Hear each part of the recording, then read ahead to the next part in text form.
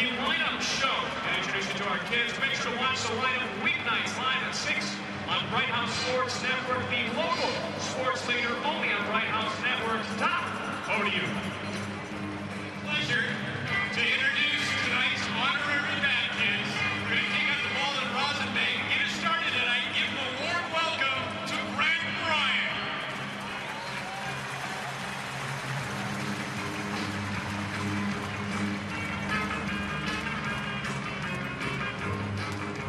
Nice job, guys. Way to go. Brent Bryant, thank you.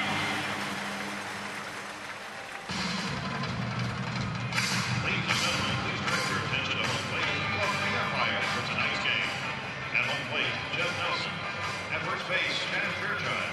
At second base, Tim Cheetah. And at third base, Bob Davidson.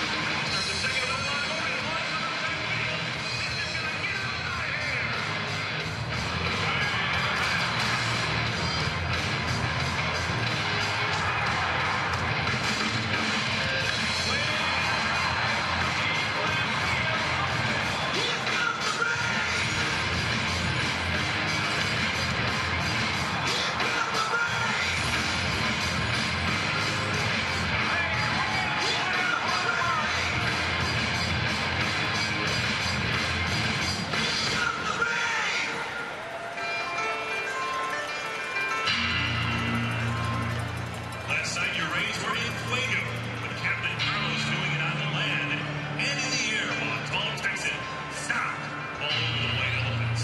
Tonight we turn back to the block with the fresh Prince of St. Pete taking the help for the home squad, while Longo and company will have the power. All right, D-Rays fans, everybody dance now. Scream for your home team. Let's rock this town. Cheer on your home squad. Make it thunderous in the dome as we look to your boys to defend their home. It's the Devil Rays against the A's. Well, bring Papa John's Pizza. Get the Canes today. Take a look at the starting lineups for tonight's game between the Tampa Bay Devil Rays and the Oakland Athletics. We'll start with the A's, who come in with a record of 35-49, and Adam Kennedy will lead it off. He's at third base. Orlando Cabrera will bat second and play short. Scott Harrison is in center field. He bats third. Batting cleanup and in left field, it's Matt Holliday. Jack Cust is the DH. He'll bat fifth. Batting sixth and doing the catching is Kurt Suzuki. Jason Giambi is the first baseman. He'll bat seventh. Batting eighth and in right field, Ryan Sweeney. And batting ninth at second base is Mark Ellis. Kennedy, Cabrera, and Hairston. Holliday, Cust, Suzuki, Giambi, Sweeney, and Ellis. For the Tampa Bay Devil Rays, who come in with a record of 48-39, B.J. Upton will lead things off. He is in center field. Carl Crawford will bat second and play left. Batting third, playing third, it's Evan Longoria. In the cleanup spot today is the first baseman, Carlos Pena, while Ben Zobrist will bat fifth and play second. Batting sixth, doing the DHing, is Pat Burrell. Jason Bartlett's the shortstop, he'll bat seventh. Batting eighth and right, it's Gabe Kapler. And hitting ninth and doing the catching, it is Deanna Navarro. Again, it'll be Upton, Crawford, Longoria, Pena, Zobrist, Burrell, Bartlett, Kapler, and Navarro. Today's starting pitching preview brought to you by Canes Furniture. Biggest selection, lowest prices. We'll start with the Rays starter, Matt Garza. Again, 6 up, 6 down with a 3.70 ERA. 17 games, 109 and a third innings pitched, only 88 hits, and the opponent's batting average of 220, second in the American League to just Edwin Jackson, who is about 6 percentage points below him. And again, with Matt Garza, he's got A stuff. He's got maybe one of the best fastballs on this Rays team with some excellent movement and some great finish. He's also got a real good nasty slider, a curveball that he breaks out against lefties, and some more off-speed changeups that he's really still kind of working on. But again, he sometimes can be his own worst enemy. And for him, again, to be 6-6 right now, obviously the Rays not scoring runs for him has affected that overall record. But he has only one win since a win over the Boston Red Sox. You got to go back a long way for him to have those wins. And again, we have to try and see if he can get back on track here today. So Matt Garza getting ready to go to work, and let's take a look at the Rays defense, brought to you by Sweet Bay Supermarket, where Rays fans go to set their table. Sweet Bay Supermarket, where saving you money is our passion. We'll start with the outfield. Carl Crawford is in left, BJ Upton in center, Gabe Kapler is in right. The infield, third to first, Devin Longoria, Jason Bartlett, Ben Zobrist, Carlos Pena in the battery of Garza and Navarro. Actually, Matt did win a couple of games back-to-back against Philadelphia and Toronto. He was really, really good in that game against Philadelphia as he outdueled Joe Blanton in that one. So, again, Matt's a guy that he can get the job done, and he is a guy that has won a Game 7. And not too many guys can say that. There's a limited resume for that regard. So let's hope he can go out here today and put up some zeros and give the Rays offense a chance to get going. And Garza's ready. So is my partner, Andy Free. Dave, thank you. And in the throwback uniforms to 1998, the Rays' first uniform, Matt Garza winds in the first pitch is a fastball strike on the outside corner. 6:10 we are underway. So unlike Wilson Alvarez, who missed low in the Detroit Tigers as the Devil Rays opponent, Matt Garza starts the A's with a perfectly placed fastball strike to left-handed batting Adam Kennedy. And Garza's next one, fastball inside. It's 1-1 strike. Kennedy, Cabrera, and Hairston, the A's wearing their green uniform top today. Turn back the clock jersey for them too as the visitors. From the windup, a 1-1 pitch from the right-hander Garza, and a fastball is low and away. 2 balls, 1 strike. It's always, I think it's my favorite promotion of the year. Turn back the clock uniforms. I like the Cardinals in our first year, Dave, in 05 had the powder blue road jerseys. 2 balls, 1 strike. Garza's pitch, fastball strike 2 over the outside portion, says Jeff Nelson. 2 balls, 2 strikes. The Braves wore jerseys from, I think, the early 70s when they were here in 06. Last year, the Houston Astros wore their rainbow jerseys. 2-2 to count. Here it comes. And he fouls it to the left side, and this one will reach the second deck. 2 balls, 2 strikes. Trying to pin down exactly the era of this Oakland A's jersey. I mean, it looks a little bit like their early 70s jersey, but not quite. 2 balls, 2 strikes. The count here to Kennedy, a .289 batter. Out of the line, Garza down the hill 2-2. And a fastball. Oh, was that fouled out of the mid of Navarro? I mean, he just barely nicked it. And 2 balls, 2 strikes. And again, for Matt, he's got to maintain focus, not get frustrated, because sometimes he'll think, and I just made a tremendous pitch, and he did. And he can't believe that Kennedy was able to get a piece of it. I mean, he literally did take it out of the mid of Deanna Navarro there. Flipped off of his mid just as he was fouled up. Garza throwing it right to the target. 2-2 pitch, fastball strike 3 called, and Kennedy disagrees, jumps back, says something to Jeff Nelson on his way back to the dugout, and that's out number 1. Well, not that I'm really worrying about Adam Kennedy, but if that pitch is going to be called a strike tonight, we are not going to have a 10-9 game. That one had more chalk than plate. And Matt Garza, if that corner store is going to be open like it was a little bit a couple of days ago with Tim Welke, you got to take advantage of it. So 1 out in the first inning, and up steps Orlando Cabrera, who had 2 hits yesterday. You know, when we signed off the air, it was still a 6-hitter for Jeff Neiman. Here's a fastball outside, and it's 1-0. It ended up being a 7-hitter. They changed Ryan Sweeney's at bat in the 9th inning with 2 outs. And what was a missed call at third, they changed it from the fielder's choice to a hit. So Neiman officially threw a 7-hitter yesterday. It's funny, I had hit all the way. Now the pitch. And that's a strike called over the outside. 1 ball, 1 strike. They announced fielder's choice. Never changed it. Sorry, Bill. That's a 1 ball, 1 strike to count here to Cabrera. He advanced 255. And Scott Hairston on deck. Garza throws, bunted along third with a lot of spin, but it'll stay fouled. 1 ball, 2 strikes. Well, say you'd come to the first game ever at Tropicana Field and saw these jerseys. The biggest thing that would jump out different besides that will be the turf. Of course, they had the regular artificial surface, the bouncy Astro type turf. And that lasted for what, 2 years? And this is what, 2 turfs since then. 1 ball to 2 strikes. More of what they call the field turf. Again, Garza throws. Fastball hit back up the middle and into center field. Orlando Cabrera is a pretty hot hitter as he slices a single to the right of Garza, and the A's have their first base runner. Turned around a center cut 96-mile-an-hour fastball. So there's nothing wrong with the velocity of Matt Garza. That was just all location. And Cabrera was able to go down and get it. Middle in, and it just hit the bat. Came right back out over the plate, and a very hittable spot. So Cabrera, just as he did yesterday, gets himself aboard. Now, yesterday he was trying to steal against Neiman. Garza is not easy to steal against. In fact, opponents have attempted only 2 steals against him this year. And of his 45 starts with the Rays, they've only tried it 8 times, opposing base runners. Here's Scott Hairston with a single and a steal yesterday also. Garza from the stretch and pitches. Fastball, a little high, 1 ball, no strikes. The other thing interesting about the Oakland Athletics jerseys today, it just has the green with the yellow, piping around the sleeve and the neck area, but they're pullovers. You don't see too many pullover jerseys anymore. Very different looking. 1 ball and no strikes. Have teams ever really used pullover jerseys? Oh yeah, way back in the day. 1 ball and no strikes, the counter to Hairston. Cabrera short lead at first. Payne holds him aboard. Garza sets, nods, now throws. Fastball just blew it by. 93-mile-an-hour heater. 1 ball, 1 strike. I would say a lot of teams, but there were a number of teams back in the 70s and 80s that had the pullovers. I mean, I think the Cardinals had pullovers for a while there. The Cubs had pullovers for a bit.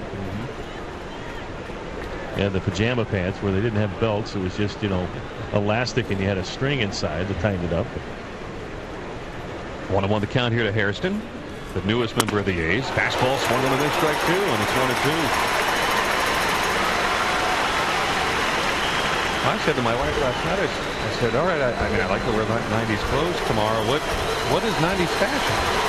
You know what she said to me? Look in your closet. She said, open your closet. Not surprised. I mean, my goodness. I felt insulted. 1 ball and 2 strikes. Or does that just mean that, it's not all that different in fashion right now? 1-2 the count, like I know. And the pitch, strike 3 call with a fastball to the knees, 2 down. So 2 down with a runner aboard. Another good light fastball. How about right across the kneecaps of Scott Hairston? 2 away.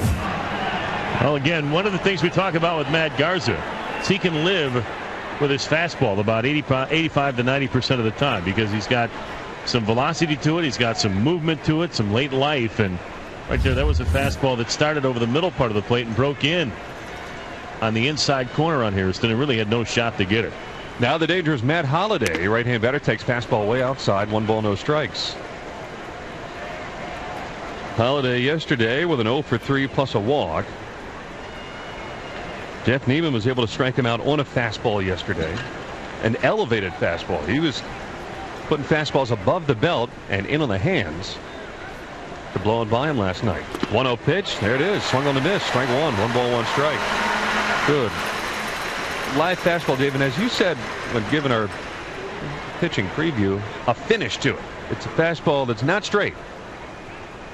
Got all sorts of movement to it. Makes it that much more difficult for any hitter. 1 ball, 1 strike. Cabrera with a short lead at first. Holliday swings and fouls that high fastball back. It's 1-2. That one came in at 94.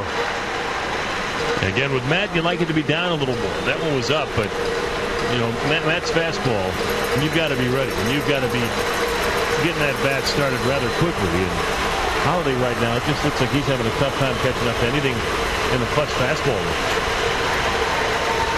He is a very, very good hitter, but not off to the best first half with his new team, the A's, this season. 272, 8 home runs. Garza's pitch, breaking ball outside for the slider, and it's 2-2.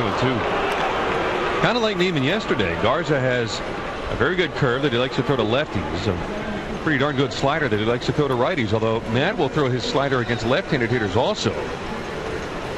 He has a change that he doesn't break out too much, but a lot of times it'll have good effect. And just a sizzling heater. 2-2 the count to Holiday. No score at top of the first inning. Cabrera hands on knees. No threat to run. It doesn't look like. Now he is. Now he stops, and the pitch is fouled back.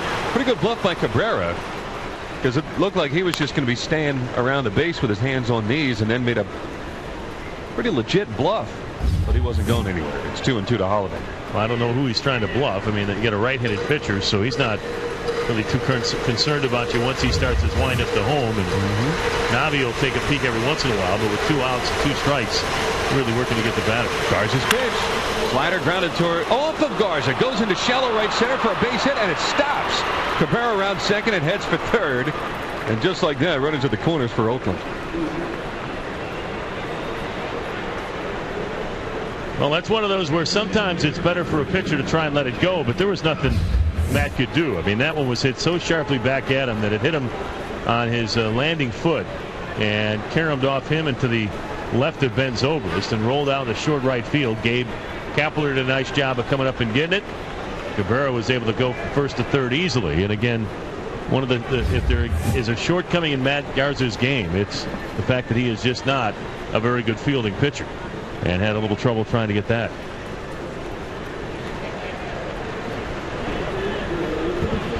Trying to figure out if Garza doesn't get it, does Zobrist at second? Not sure.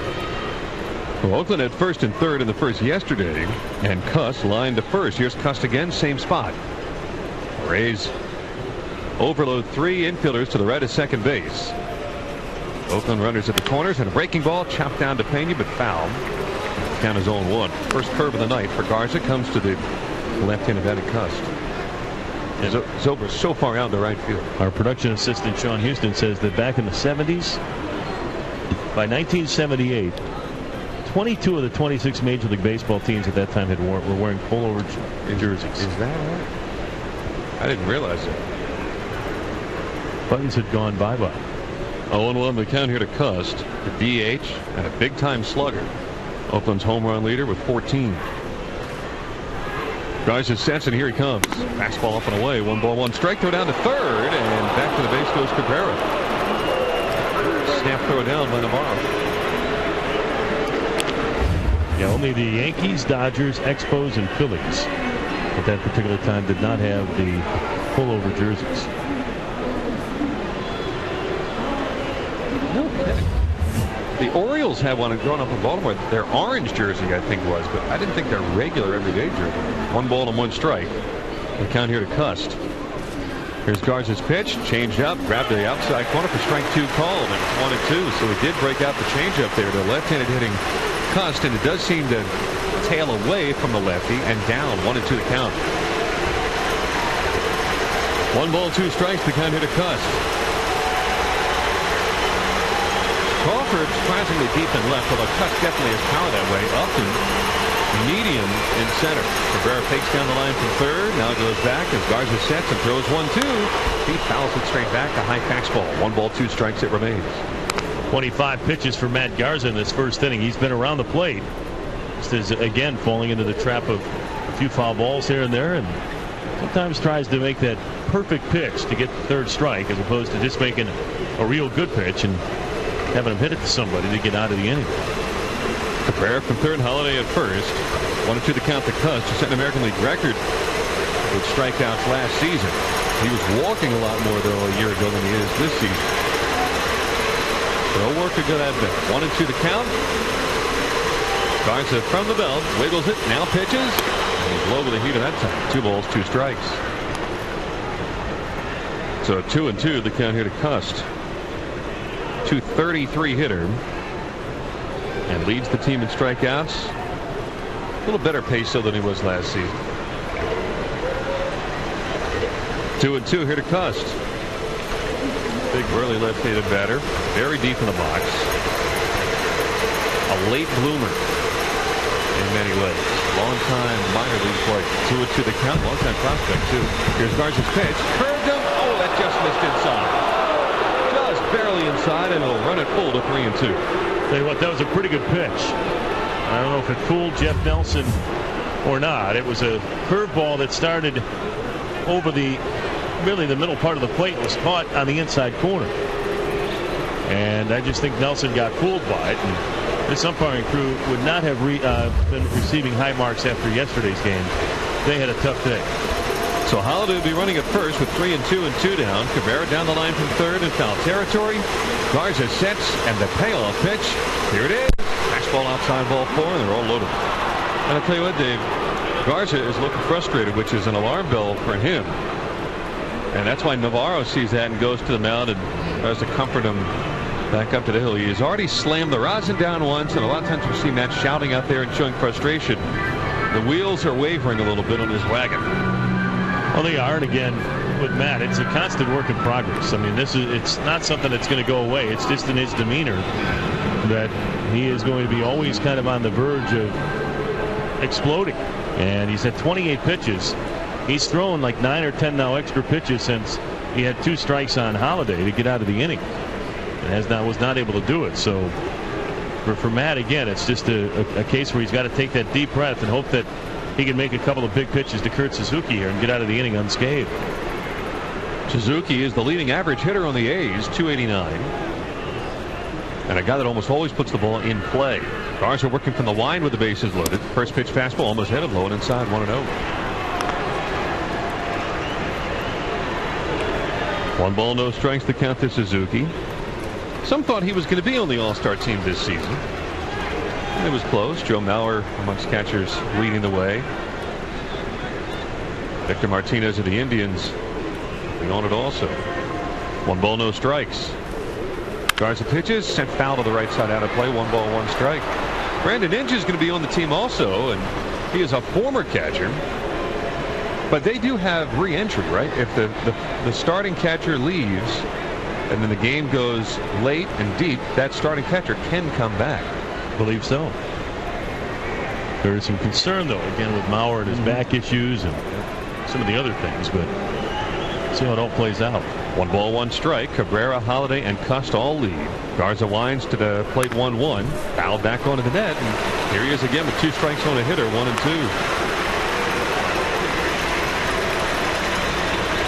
1 ball and 2 strikes to count here to Cust. Now, you don't worry about pitch counts so much with Matt Garza. In fact, of the Rays' 6 highest pitch counts from starters this season, he's got 5 of them, topping out with 120. But he's spent 31 of them already here in the first inning, and still not out of it.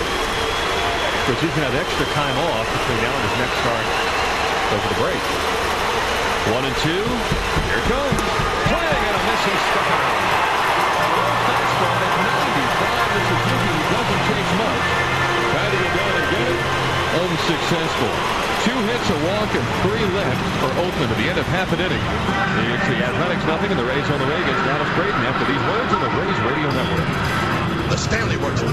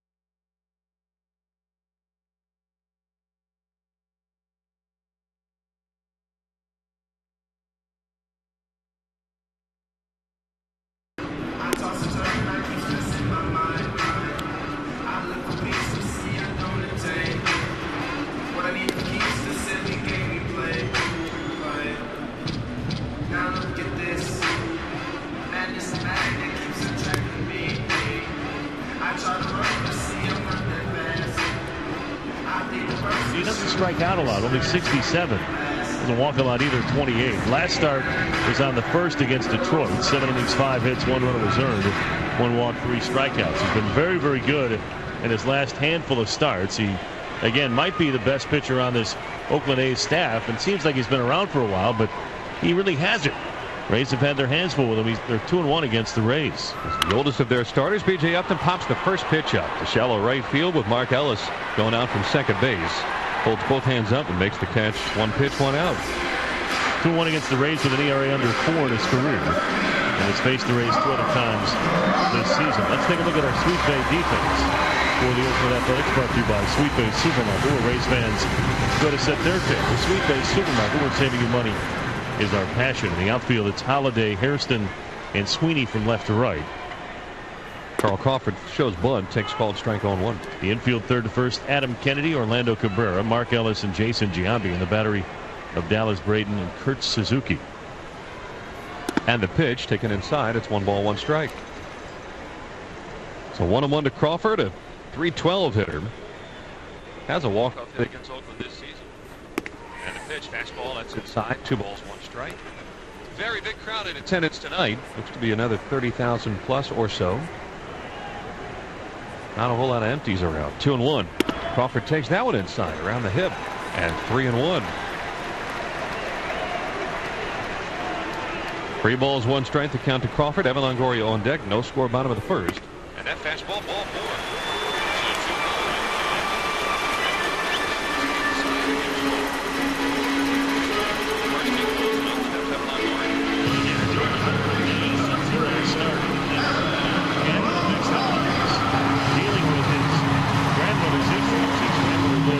Stockton, California, where he is originally from, and he still lives there. In fact, makes that commute every day from Oakland. That you just wonder how much throwing he did, how much cardio he might have been able to do, and how sharp he really is going to be here today. Here's the first pitch to Longoria, up and away, 1-0. He has a very good pickle. He has not had a pickle yet this season. He had 7 of them a year ago. He also has not allowed a stolen base. And the pitch is a breaking ball low to Longoria, and it's now 2-0. Carl's got 44 stolen bases, 1 against left-handed, 2 now against left-handed pitching, and he just does not have a real good feel for getting a lead against lefties. Braden stares at him from the third base side of the rubber, comes to the plate, and Longoria takes high. It's now 3-0. By the way, too, I want to pass along hellos. I know we all do. To our good friend Erin Sullivan. She's texted me and said she's listening to us. She gets well, and again, Aaron, we miss you and look forward to seeing you here very shortly. 3-0 the count. Longoria swings and pops it up into shallow left. Matt Holliday is coming on. Now waits for it, makes the catch. So Evan with a green light on 3-0 and got a fastball to hit, but just got under it. So 2 down. The runner at first, and we'll leave it for Carlos Pena. Now just a little over anxious, I mean, just a little too quick. As Braden again, he's going to make you use your aggression against him. Create some angles in that swing, and that's exactly what Evan did right there. I think Evan was geared up for a fastball that was just a couple of miles an hour faster than what Dallas Braden was going to offer. So with 2 down and a runner aboard, here is Pena. It is AL League leading 24th home run of the season last night. Gave the Rays a 2-0 lead. More than enough offense for Jeff Neiman. They play shift on the right side of the infield. Pena shows bunt, but gets it back to the mound. On a hop, Braden Fields turns and throws him out to retire the side, and he only throws, I think, 11 pitches in the inning. So the Rays are down in the first. We'll go to the second. Rays and A's are scoreless in the Rays Radio Network.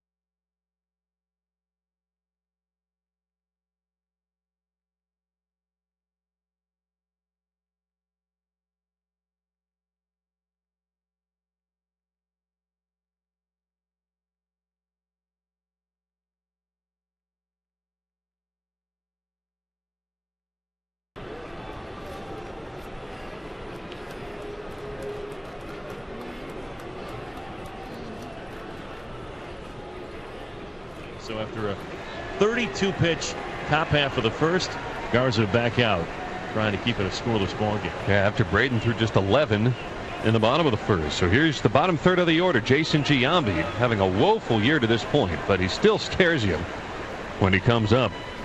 Left-handed batter, and he takes ball one outside. He is hitting 193 coming into the game. 11 homers, though, 40 runs batted in. Shift on the right side of the infield. Segabray Zobras is way out of the right field. Longoria out at shortstop. There's a fastball, and that's low. 2 balls, no strikes. Yeah, if you called Giambi a graybeard, you'd be right. He's got the beard going, and there's a touch of gray right now.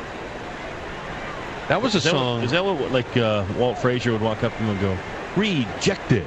Yeah. Keith Hernandez. Yeah. 2 balls, no strikes. There's a swing and a drive foul down the left field line. Lined it towards the pole, but very much foul. And 2 balls, 1 strike. Giambi is 38 years of age. But you mentioned a touch of gray. That was a song in the late 80s, right? Around 87 or so from the Grateful Dead. I think so. So that doesn't count on 90s now. No. 2 balls, 1 strike. And Garza to the plate, and that hit him. Came up and in. And Giambi's always gotten to hit a fair amount during his career. Took a fastball around the tricep. And he'll go to first and be held by Pena. Well, there's still a lot of baseball to be played here, but I am not really a big fan right now of Matt Garza's mound presence. I just don't think that he is really, in the spot where he really feels good about the way he's throwing. And he's shown the aggravation in the first inning, and he's shown aggravation after hitting Giambi, and it just seems to me like he's got the demons kind of floating around him. He's got the devil ray on his hat and some demons floating around him on the mound. Ryan Sweeney, left-hand batter, takes a fastball down the middle for a strike. It's 0-1. And some say he looks like the Duke Blue Devil. Some say. 0-1 the count here to Sweeney.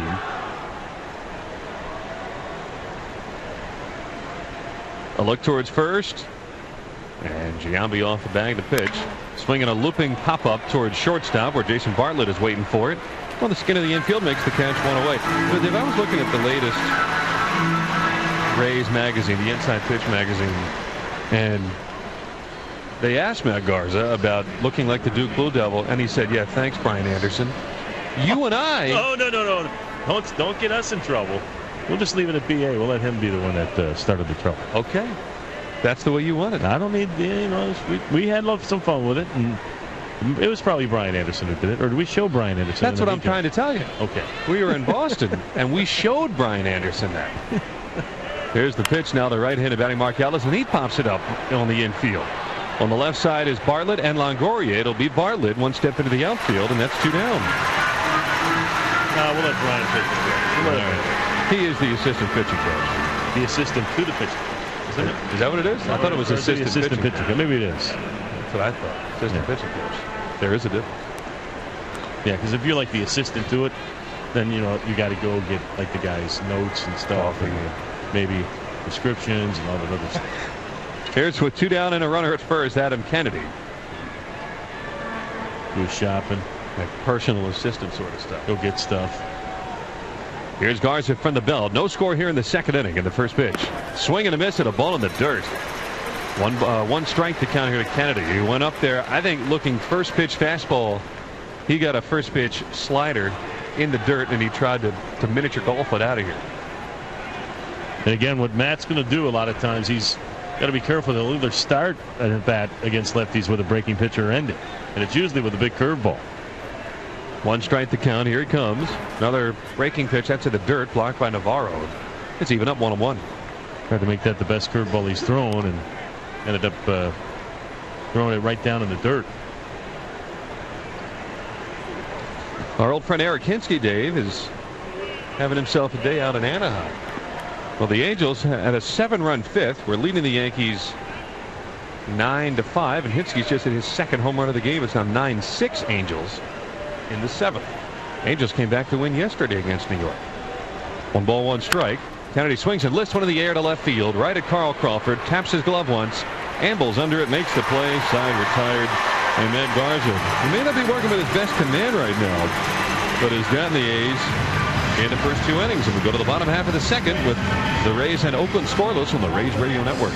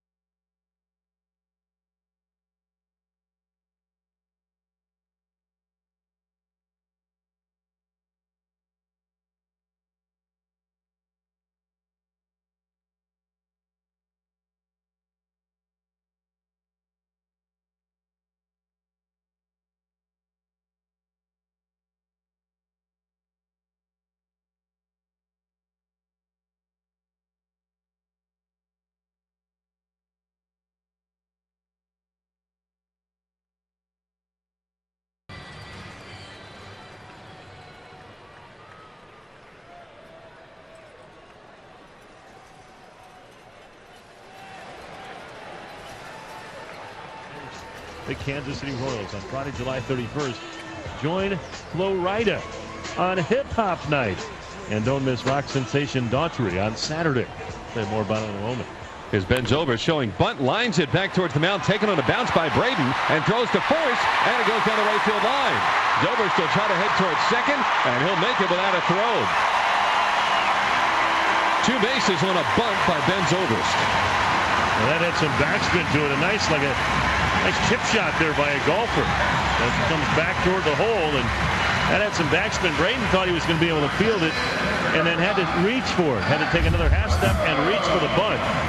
And then in doing so, was finding himself along that first base line a little more. Tried to turn and fire it up the line, and ended up throwing it into the running lane of Ben Zobrist. And Giambi just said, there's no way I'm going to try and get it, and rolled down the right field line. So it's a bunt single and an error. Error to Dallas Braden, and the Rays get a run at a scoring position right away. Nobody out of the second, and here's Pat Burrell. And the pitch to him. And that's inside, 1 ball, no strike. So anyway, again, Friday, July 31st, you can join Flo Rida on Hip Hop Night. Frank Clover's marking that down. And don't miss rock sensation Daughtry on Saturday, August 1st. The Rays celebrate Heroes Night. Visit RaysBaseball.com to get your tickets today. Burrell takes off speed upstairs, 2 balls, no strikes. It's like when Frank runs in the morning, he listens to Flo Rida. You spin me right round, baby, right round, and then go low. But that's a remake. Now the 2-0 pitch to Burrell, and that's a strike over the outside of the knees. 2 balls, 1 strike. Burrell likes 1998 because that's the year he was the #1 overall pick. And Frank likes Flo Rida for the boots with the fur and the Reeboks with the strap. Is that what they say? 2 balls, 1 strike here to Burrell. And he takes fastball around the shoulders high. 3 balls, 1 strike.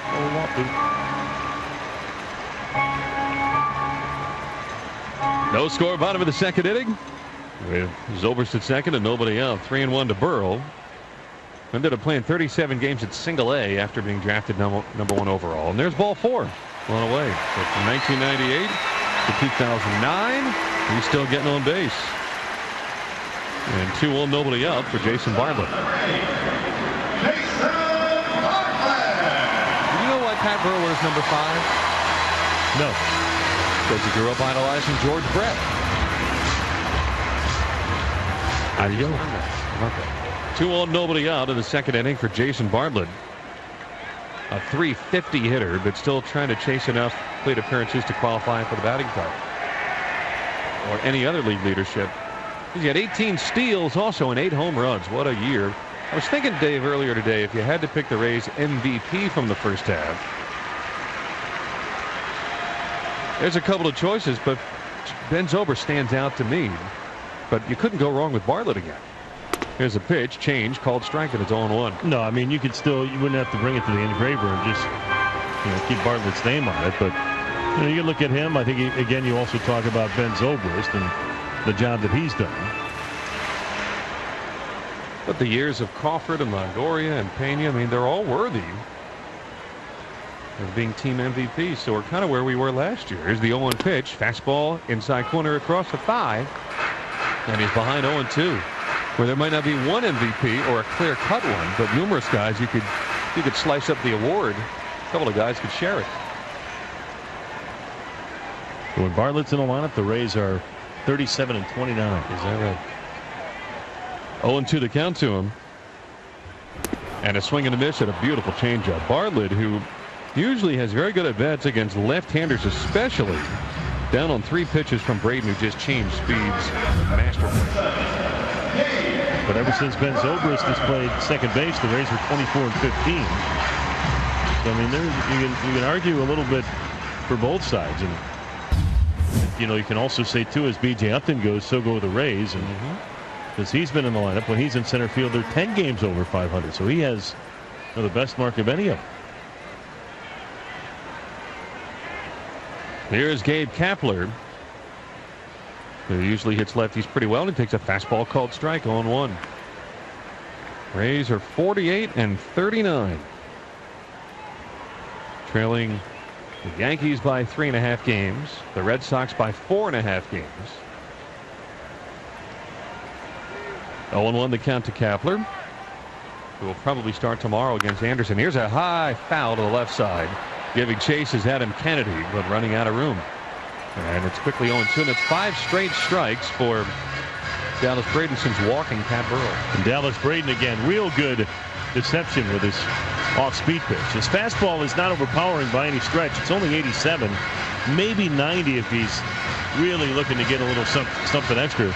But his changeup, that last changeup was 73 miles an hour, and he really had Gabe Kapler way out in front, and all really Gabe could do with that pitch was foul it off. 0-2. Zobrist at second and Burrell from first. And the fastball too low that time. 1 ball, 2 strikes. Well, the first 4 innings of the game, Braden has an earned run average of 212. From the 5th inning on, it's just under 5. So these early rallies tend to go his way. 1 ball, 2 strikes. Now the pitch, line drive down the left field line, and that's going to sink on in for a base hit. Will give the Rays the lead. Zobrist around third. He will score. It's Kapler with an RBI single. 1-0 Rays. Well, all he has done over the past month is hit. And with Kapler, that's his 23rd run batted in.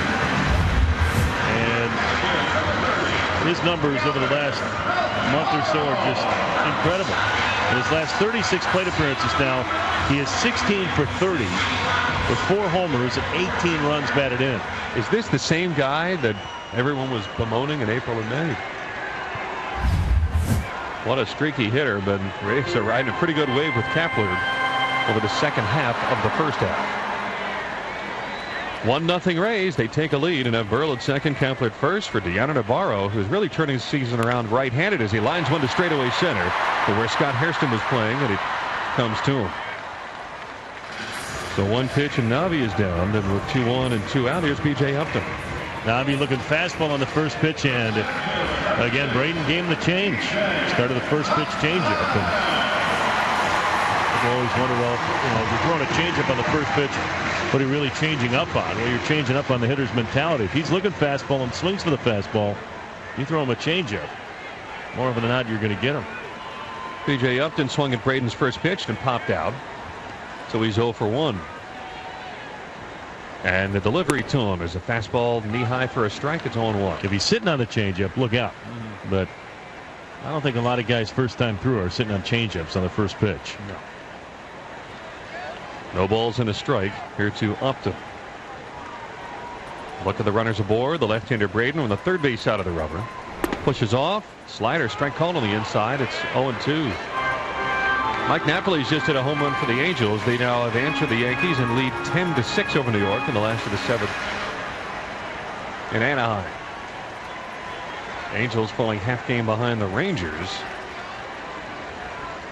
Rangers who just don't lose much lately. Rangers in first. 0-2 the count here to Upton. Now the pitch. Change is looped foul to the right side out of play. Just got a piece. And it stays 0-2. Another thing about Braden, he doesn't give up that many home runs, and the ones that he does give up tend to not be with men on base. Of the 7 home runs he's allowed, 6 are solo shots. And solo homers don't tend to beat you. Unless you hit a whole bunch of them. 0-2 the count to Upton. I think for Braden, the reason why he has a sub 500 record is because his team just doesn't give him much run support. And you could say that for all the A's starters. 0-2 the count here to Upton. Burrow from second, Kapler away at first. 1-0 Rays in the second inning, and the pitch. Swinging a ground ball, sharply hit foul off third, and it remains 0-2. And you'd say that about Matt Garza and James Shields, the next 2 starters for the Rays. With Garza going today, Shields tomorrow. It'll be Shields against Brett Anderson, coming off a tremendous start his last time out against the Boston Red Sox. And it'll be a 1 o'clock pregame show tomorrow, 1:38 with the first pitch as we close out the pre-All-Star break. Yep. Then it just starts to get busy for the guys heading to St. Louis. You and I are going to get a little break. The 0-2 pitch. Swinging a little spinner to the bag at first base. Waiting for it is Giambi, and he'll just beat a hustling Upton to the base. Well done by BJ to make that close. And the A's allow just 1. And we'll see if that's earned or unearned. At the end of 2, it's the Rays 1 and Oakland 0 on the Rays Radio Network.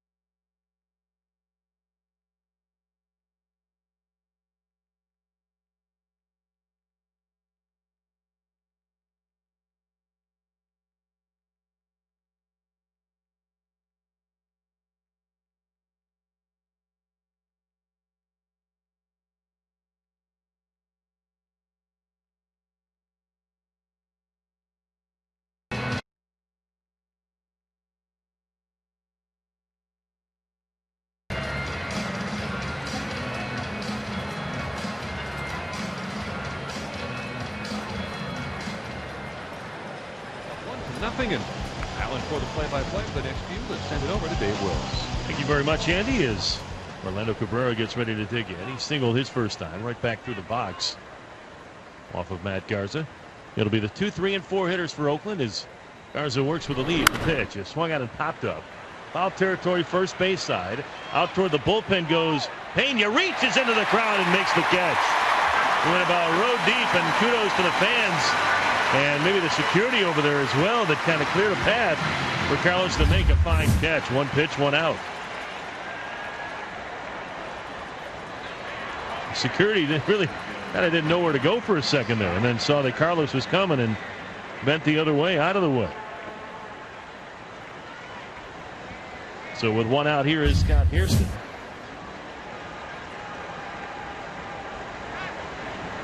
Hairston his first time, struck out looking. 1-0 Rays, both sides with a couple of hits, and Oakland for the game's only error. Now the pitch. And it's a little bit low for ball one. I know you want to find out something that's way off of Andy Fried's radar. You going anywhere tonight to watch the Brock Lesnar fight? Who? What? What? Want to know the count. The pitch. Swing and a miss. Good light fastball right there. And it's 1-1. Is it Brock Lesnar be what, Frank Muir? Is that who it is? What's that, out in the parking lot or something? Muir. Frank Muir. Okay. One of those UFC fights. I know what you're talking about. Just UFC. playing along. Might as well be out in the parking lot somewhere. Hey-oh. Now the 1-1 pitch. Swing and a line drive over the head of Zobrist into the right center field for a base hit. Kapler over to go get it, and he'll get it back in. And here's to the board with a 1-out single to right center. The 1-out. Here's Matt Holliday.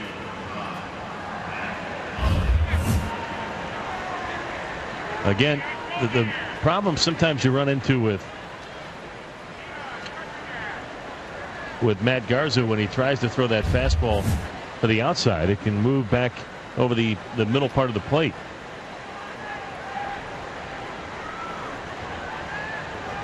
Garza from the stretch. Holds the belt for a moment. Here's to a pretty good sized lead. And the pitch to Holliday, and it almost hit him for ball one.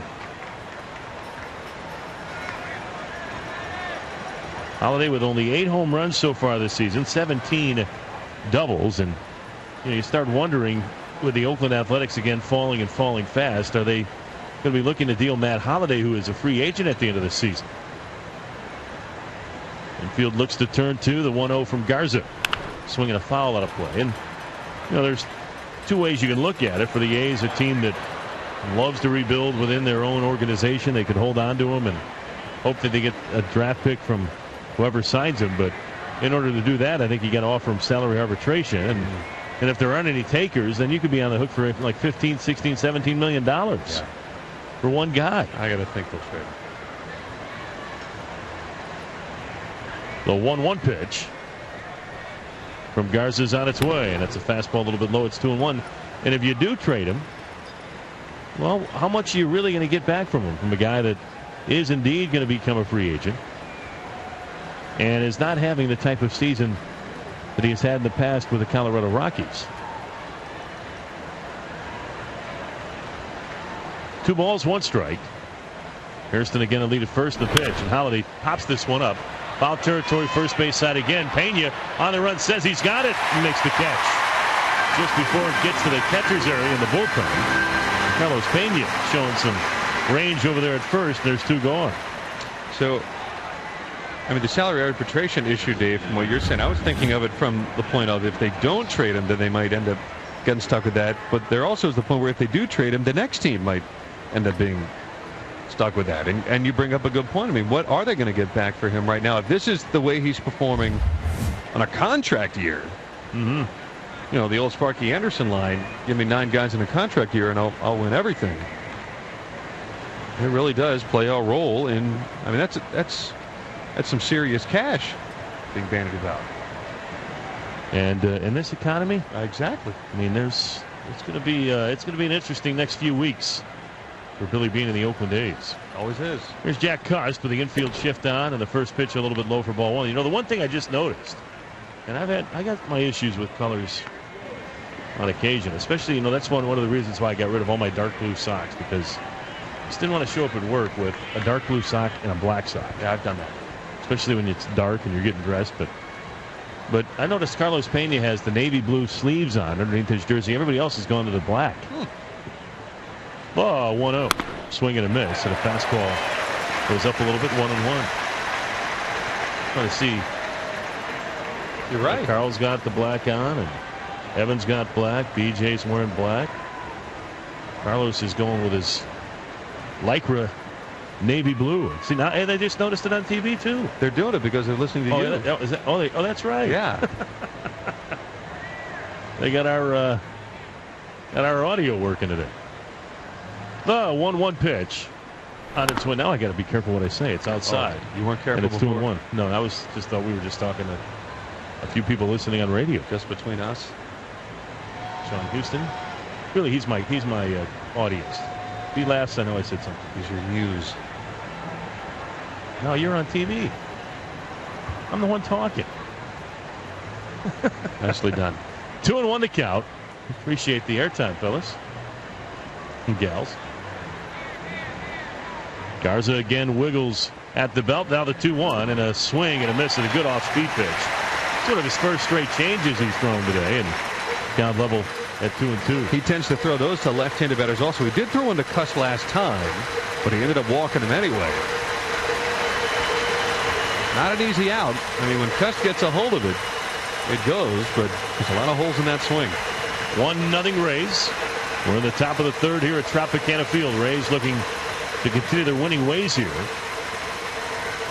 Have the longest winning streak at home of any team in Major League Baseball right now, and among the top 3 in the game. And before the next pitch, let's take 10 seconds for stations to identify themselves on the Rays Baseball Network. Your home for Rays baseball. 620 WDAE St. Petersburg. Tampa Bay sports animal. The 2-2 to Costa is swung on and fouled out of play to the left side. And we'll do it again. With Andy Freed, I am Dave Wills. We are inside Tropicana Field.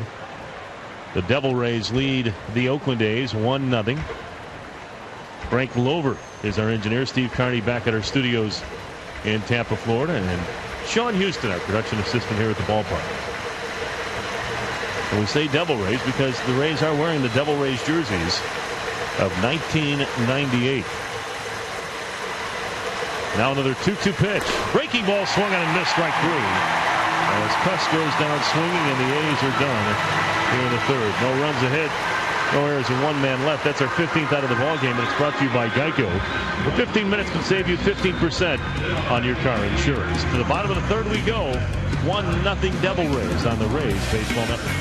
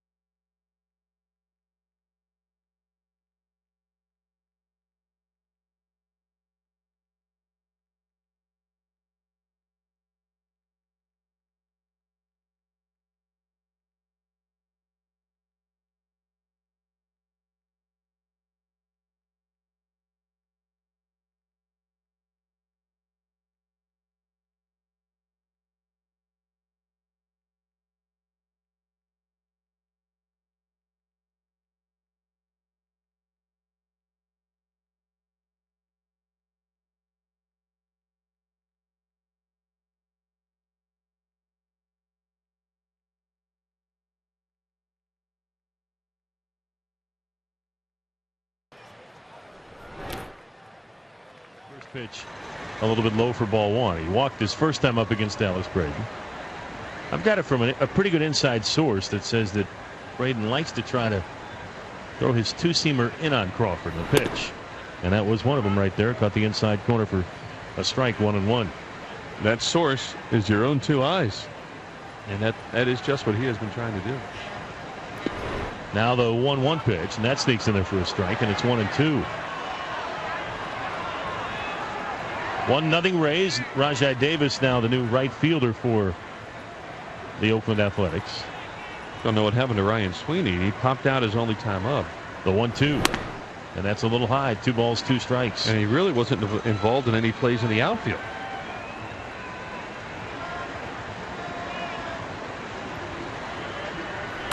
The 2-2 pitch rolled foul up the first base side. You know, Dallas Braden again had been gone for a little over a week now, tending to his grandmother, who, as Andy mentioned earlier today, that had suffered a heart attack and a stroke. As the 2-2 pitch is swung on and thumbed over toward third, caught by Adam Kennedy, and that's out number 1. You would never have used it. Did you write it down somewhere? I never write it down. You would have forgot. I wanted to see if I get a reaction. 1 out. You know you will.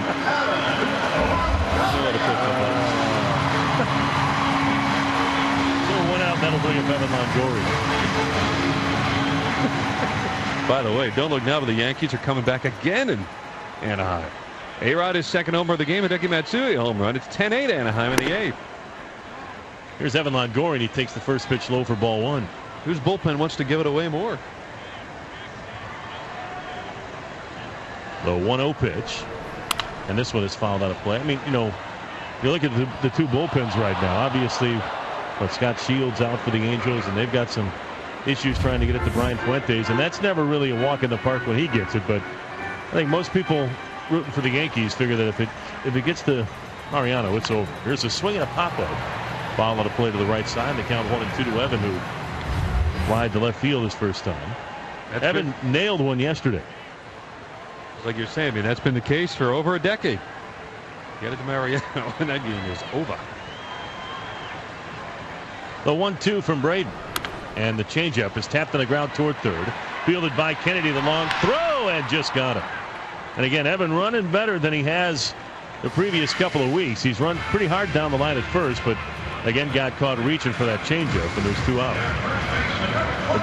Braden had to miss the last few games because of dealing with his grandmother's illness. And his grandmother was somebody he spent a lot of time with. Grew up with her his last couple of years of high school, was running into some trouble while he was growing up in Stockton, California. His grandmother, I guess, ran a hotel in that community, and he actually lived in a hotel, and his grandmother finally got him going in the right direction, and he credits her with getting him turned around so that he can make it to the big leagues.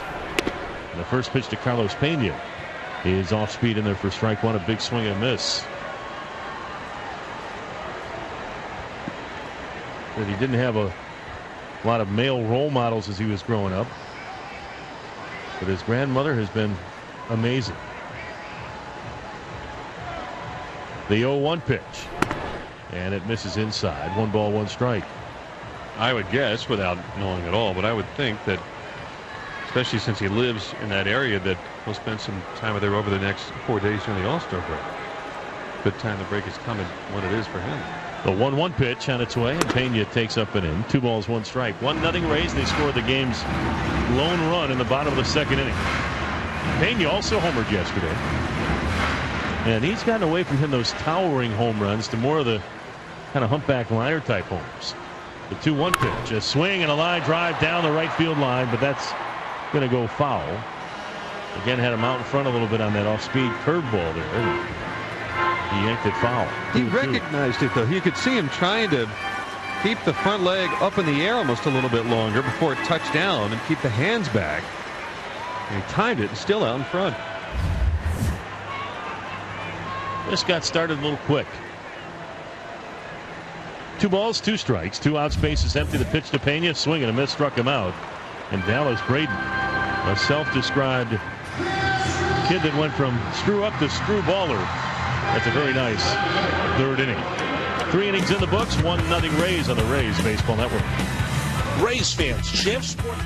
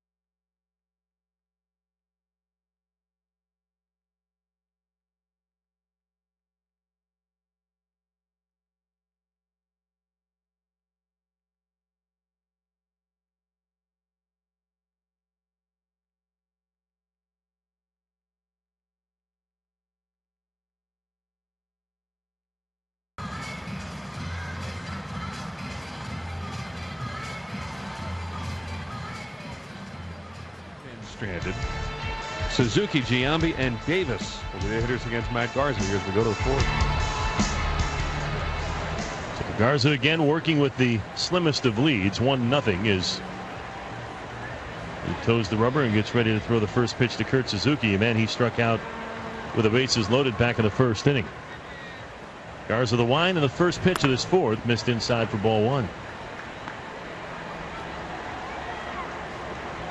Suzuki, a very active catcher. There's no question about it. One of the more active catchers you're going to find in the game, and one of the busier.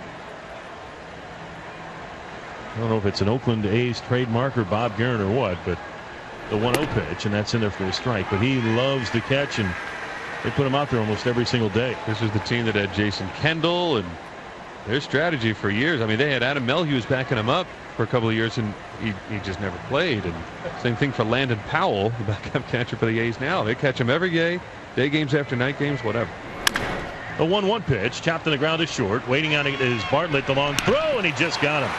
Nice play by Jason, who waited on it, got his feet set. And again, that's what Jason, I think, does as well as any shortstop in the game, or as well as any infielder in the game. He gets his feet in the throwing position before he gets the baseball. And then that allows him to get rid of it quickly and get a little something on the throw, too, which allowed him to get Kurt Suzuki. Not bad for a guy that scouts said maybe he could be an everyday player sometime. Probably a backup. Gonzalez, he is an MVP of this team. So here's Jason Giambi. First pitch from Garza, the big breaking ball that he likes to start those lefties with on occasion, and it's in there for strike one. Giambi hit by a pitch his first time, and now he wants Garza to have a new baseball.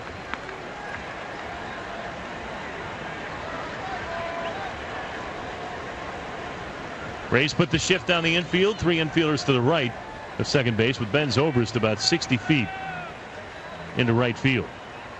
The lone Ray on the left side is Evan Longoria. The 0-1 pitch and a breaking ball missed inside. Try to double up on that curveball and to count 1 ball 1 strike. Evans playing where a shortstop would for a dead pull, left-handed hitter. So the Rays put three infielders to the right with Pena guarding the line, and Bartlett way over toward first base himself.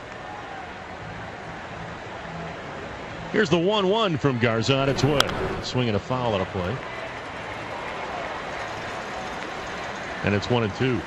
Hey, if they're getting the audio throughout the park, which is what we understand, that means like Chico Fernandez is listening to us today, probably. Well, you should bid him hello then. Bid him welcome. Hello, Chico. So 1-2, the count to Giambi. Garza gets the sign from Navarro on the pitch. Swing and a foul tip caught by Navi. And he has to launch one out to center field to start to throw around the infield. 2 gone. You're right. With Longoria out at shortstop, sometimes you'll see catchers throw down to first base with a right-hand hitter up. But then he had to stand up and throw down almost like he was trying to catch a runner stealing. So 2 outs, and that'll bring up Rajai Davis, who came on for Ryan Sweeney defensively in the bottom half of the third. It's already 5 strikeouts, too, by Matt Garza. So Davis batting for the first time at 248. He takes the first pitch. I guess it missed somewhere for ball 1. As a homer, 4 runs batted in. 309 though over his last 26 games after hitting a $146 over his first 28. The 1-0 pitch. Swinging a foul ball back toward us. Where's the net? Where is that net? Landed up in the front row just above us. Almost hit you. So 1-1 the count to Davis. 1-0 Rays. We're in the top half of the fourth here at Tropicana Field. Rays turning back the clock all the way back to 1998. The 1-1 pitch. Swinging a line drive into right field, and that's a base hit. Kapler plays it on a couple of hops. Davis with good speed is aboard with 2 outs here in the fourth, and then I'll bring up Mark Ellis.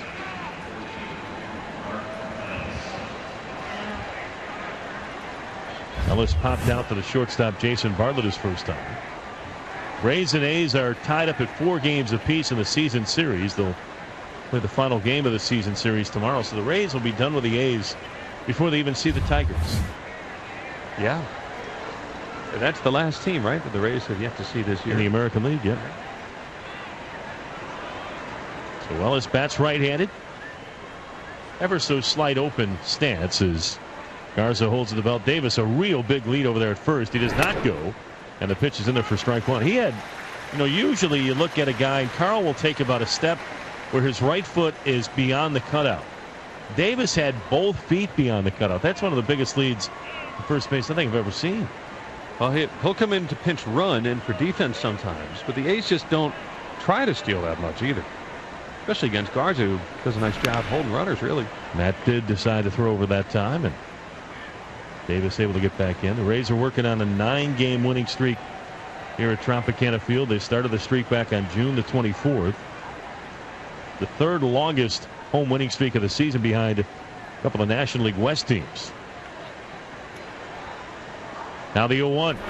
Almost hit him, and it's 1 ball, 1 strike. The Dodgers had a 13-game home winning streak.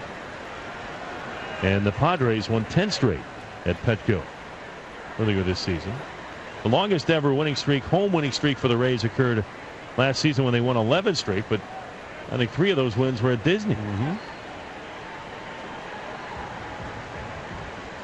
Now the 1-1 pitch for Matt on its way. Davis goes. The pitch outside a ball. The throw to second. And it's in time, says Tim Cheetah.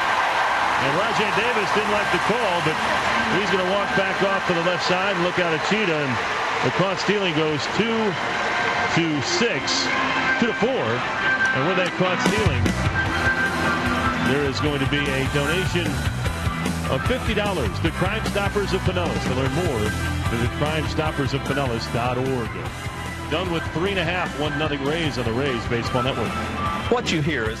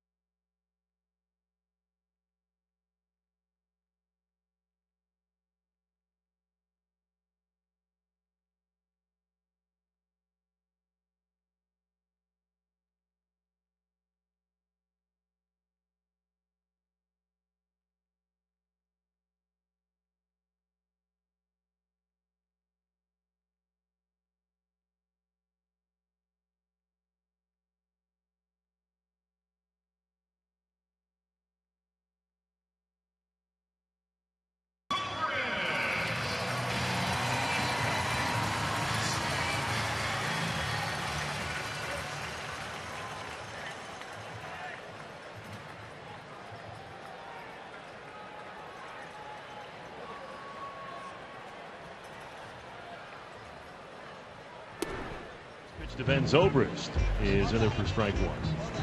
It'll be Zobrist followed by Pat Burrell and Jason Bartlett. Rays trying to add on to the 1 run that they scored in the second inning, and Zoby scored it. The 0-1 pitch. Floater gets the outside corner, and it's quickly 0-2. Zobrist bunted back toward Braden. Braden then had it spin away from him for a moment and tried an off-balance throw up the line and threw it into Zobrist. It went down the right field line, and Ben was able to make it the second. The 0-2 pitch, change up, swung on and missed, strike 3, and that's a little good morning, good afternoon, and good night right there. 1 out. Dave, I didn't think that you'd be able to go much slower than the 69-mile-an-hour changeup 2 pitches ago. That one you lowered to 66. This inning of our game brought to you by Innovision Eye Care and Eyewear. Every time the Rays score, 10 eye exams plus 10 pairs of glasses will be donated to children in need through the Bay Area YMCA's. So 1 out, and here's Pat Burrell. Burrell walked his first time, takes a pitch outside for ball 1. Not a whole lot of offense for either side right now. The 1-0 score in favor of the Rays. 4 hits for Oakland. And just a couple at this point for the Rays. The pitch. That's called a strike.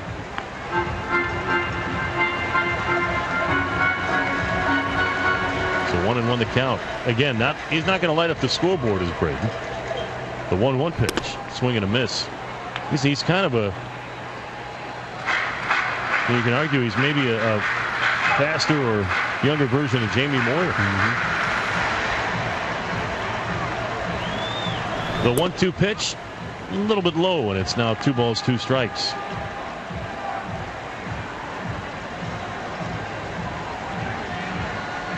Infield back, playing him straight up, and the outfield also straight up and at normal depth, and the pitch a little bit low, and the count goes full of 3-2. And that's one of the things I think that Pat's been doing a little better too, that he's been swinging the bat a little better since the homestand started.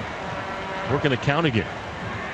The 3-2 pitch to Pat, and that's strike 3 called at the knees, said Jeff Nelson, as Pat started walking off toward first base, and there's 2 gone. He throws a little harder than Jamie Moyer does on his fastball these days.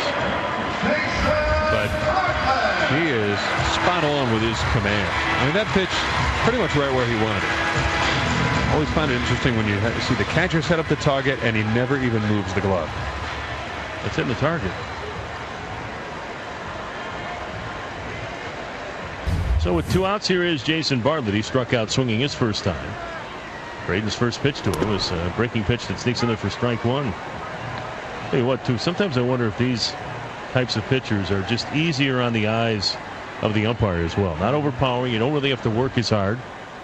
The 0-1 pitch outside. 1 ball, 1 strike. I mean, with a guy like Matt Garza, it's coming in with incredible life and movement. You got to really kind of hang with it. Here it's just a nice and easy. Don't have to worry about getting hit by it either. A 1-1 pitch. Swing and a busted bat bloop in the left field, and it's going to fall in for a base hit. Holiday will get it back in, and Bartlett aboard with a 2-out single, and the Rays will keep the inning going for Gabe Kaplan. Got to have your fair share of those to hit 350 as he is. But honestly, Jason hasn't had too many of those this year. He's hit a lot more balls on the screws than that. But he got the bat head started early, and that changeup actually worked against Braden because he got it started early thinking about changeup. He might have really been even cheating a little bit, thinking that changeup was coming in. Braden's thrown so many of them and still was able to thumb it out in the left field. And did get it a little bit on the thumbs and on the hands in the kitchen. Bartlett to lead at first. The first pitch on its way to Kapler is in there for strike 1. Gabe with an RBI single in his first plate appearance. 1-0 Rays. We're in the bottom of the 4th inning.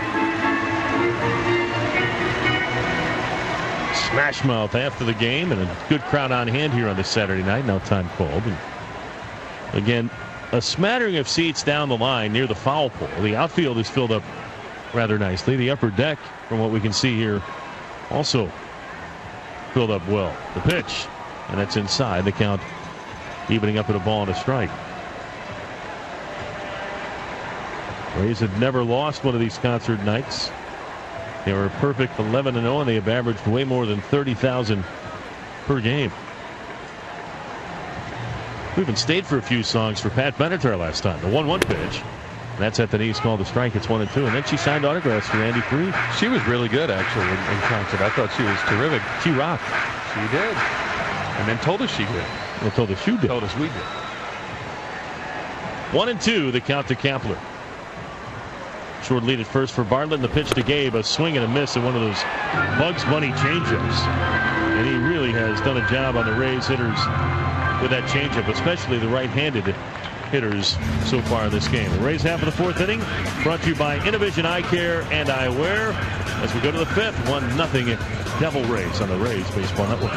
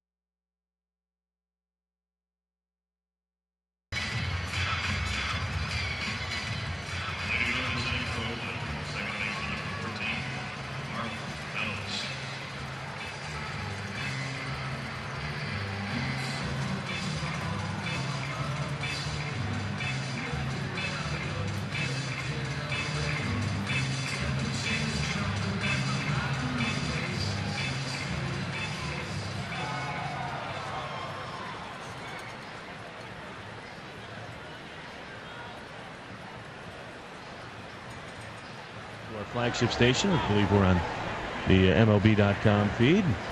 Rays have a 1-0 lead so far, and Matt Garza, that's your run, boy. As Dallas Braden has looked very, very good. We start the 6th, or the 5th rather. We start the 5th, and here's Andy. All right, Dave, turning back the clock to the 5th inning, and here's a called strike, and it's 0-1. Trying to fast forward to the Miller Lite 6th. Ellis popped to third his only time up. Braden has been sharper than Garza, but Garza's got the lead. He'd rather this scenario. On the windup, he works 0-1. Fastball, knee high, strike called, and it's 0-2. That's nothing new, though, for Dallas Braden. I think I saw a note where the A's have scored like one run or less in a number of his starts. 9 of his 17 starts. 0-2 the count here to Ellis. Kennedy and Cabrera to follow. Garza's pitch curved him, and it's fouled to the right side and out of play. 0-2 it remains. His run support of 3.47 runs is the lowest in the American League and 5th lowest in the majors. So 0-2 the count here to Ellis, who is just 1 for 16 against the Rays this season. And the pitch, slider in the dirt, good block by Davi. 1-2 strikes. I like to see catchers still block the ball well, even with bases empty. Even if it's the first batter of the year. Nothing wrong with doing it the right way all the time. Could be instinctive. It really has to be. You don't have time to think about how you're going to block a ball. Just the repetition of doing it for all the years. The 1-2 pitch. Fastball jammed him, and it's rolled foul to the left side. 1-2. Angels with a 12-8 lead now over the Yankees. That game in the bottom half of the 8th inning. The Angels have scored in every inning now since the 4th. 1 in the 4th, 7 in the 5th, Singletons in the 6th and 7th, and 2 more here in the 8th. 7-run 5th is the difference in that one. But nobody stopped scoring. Yankees keep coming back also. Garza throws 1-2, half swing, strike 3. Definitely went through on that slider. And Ellis is retired for Garza's 6th strikeout already. Well, Matt struck out the side in the 32-pitch first inning. And then, the A's started putting the ball in play early in the count for a while there. And now in the last 2+ innings, that's 3 more strikeouts for him. So the A's are trying to figure him out. The A's really have had a tough time figuring out Ray's pitching over the last game and a half. You got that right. And here's Adam Kennedy, who takes breaking balls. Strike 1 called. It's 0-1. Struck out looking in the first to open the game, and then fly to left to end the second. Batting with 1 out here in the 5th. 1-0 Rays. Everybody pushed back defensively in the infield as Garza from the windup, and the pitch, another curve, another strike, this time over the outside. And he jumps ahead 0-2. So 2 strikes to count here to Kennedy. But boy, he was a house of fire when he got to the A's after the trade from the Rays. Here's a swing and a chopper along first. It's a foul ball. And 0-2. When he first joined Oakland, he hit 441 over his first 15 games. Since then, 235. So the honeymoon's over. But nonetheless, he's been a pretty good addition for it. 0-2 the count here to Kennedy. Orlando Cabrera next. Base is empty, 1 out in the 5th inning. Garza from the windup, the leg kick. Here he turns and throws, swinging a drive towards left field. Carrying well. Crawford is back towards the warning track, makes the catch 2 away.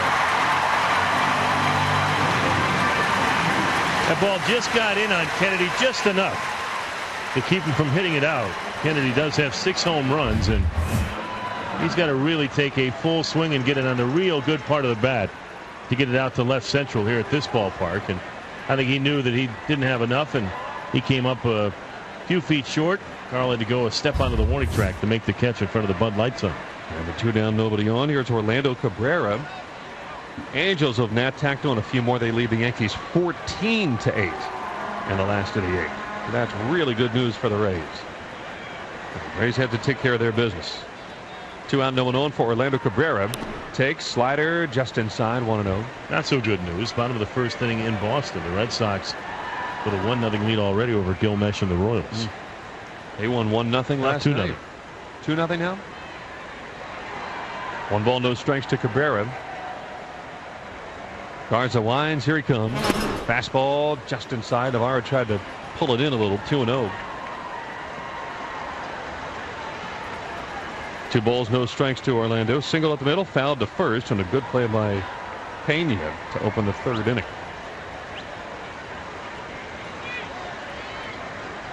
2 balls, no strikes to Cabrera. In a closed stance. You don't see a whole lot of closed stances these days. Although he's opened it up a little. And the pitch, shot on the ground, right to second. Zolber's there to field to pick up and throw, and plenty of time to retire the side. And Matt Garza with his best inning of the night. A 1-2-3. We go to the bottom of the 5th. Rays 1, Oakland nothing. Let's send it to Rich Herrera. Thank you very much.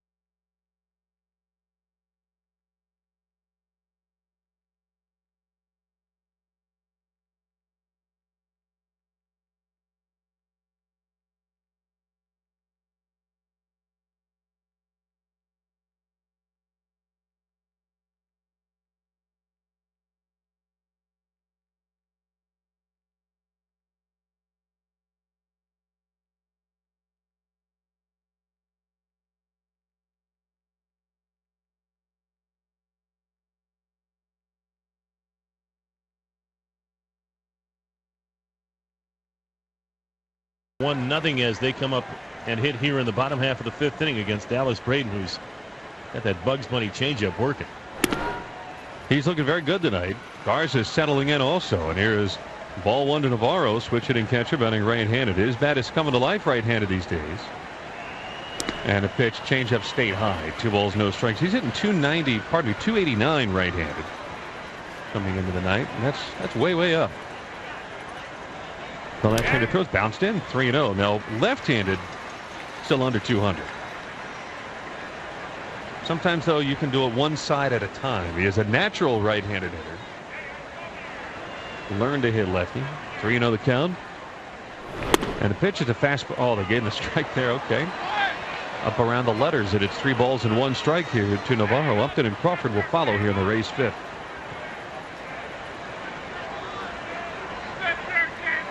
Three balls, 1 strike. Braden holds the glove in front of his face, now turns, and that pitch will not happen. Kept the ball in the glove and followed through with no baseball in it. Navarro had asked for time, and it was granted by Nelson. So 3-1 the count here to Navarro. Here comes. Swinging, he pops it foul. Back of the plate, and into the lower seats it goes. And from 3-0, it's going full 3-2. It's like one of those old pitching machines that used to put money into it, the arcade, and had the like movable arm, and every once in a while the ball wouldn't end up in that arm and would kind of throw a phantom pitch at you. 3-2 the count. And again, Braden throws. Swinging a fly ball straightaway center field. Back a few steps goes Hairston. He's tracking it. Now squares off and catches it with 2 hands for 1 out.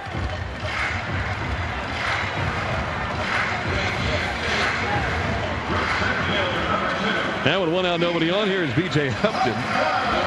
B.J. has popped to second and grounded to first, so he's over 2. Who are we waving at? I don't know. I saw Sean waving, so I did the wave and then the call me thing. Call me. You call me. Oh, you know what it is now? It's text. Oh, that's what you have to do. Text me. Text me. And 90s is calling me. This is 90s night. Here's B.J. Upton with 1 out, nobody on. Takes fastball called strike 1, and it's 0-1. Hey, tweet. Steve Carney decided to go when he said, back then it would be, send me a page. 0-1 the count here to Upton. And he fought that one off and fouls it into the lower seats right side out of play. And 0-2. 0-2 the count here to Upton. Yes, I did have a pager, but only because my office gave it to me. I'd forget it all over. It went all over the state. Didn't need it. 0-2 the count here to Upton. Out of the windup, here comes the pitch.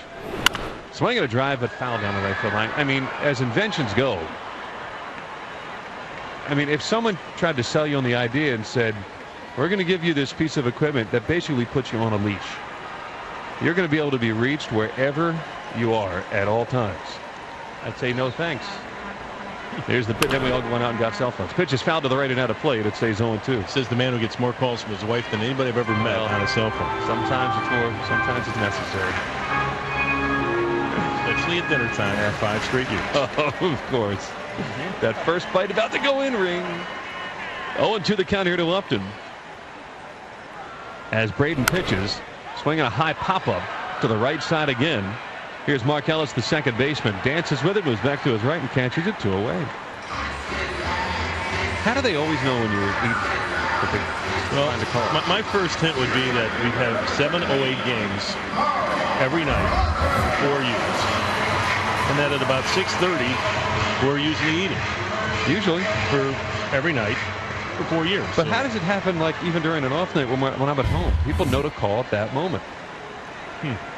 Here's Carl Crawford. It's a good thing, because if you said that's your wife calling you when you're having dinner at home, then I really would have had a problem. That wouldn't be good. Here's Crawford, who's walked and lined to third, and he takes a called strike. It's 1-0 Rays in the 5th inning. Turn back the clock, Knight. And Braden works. Crawford checks his swing, and that's a called strike 2, said Jeff Nelson. 0-2. Well, the White Sox the first team to do turn back the clock, Knight, when Comiskey Park was in it last year, 1990. That's the first team I remember doing it. But I don't know if other teams had done it prior. I think they were one of the first, but I'm not going to, I don't know if they were the first. Here's a strike 3 called, and Crawford is retired, and Dallas Braden is just carving up the Rays on this night. He has 6 strikeouts.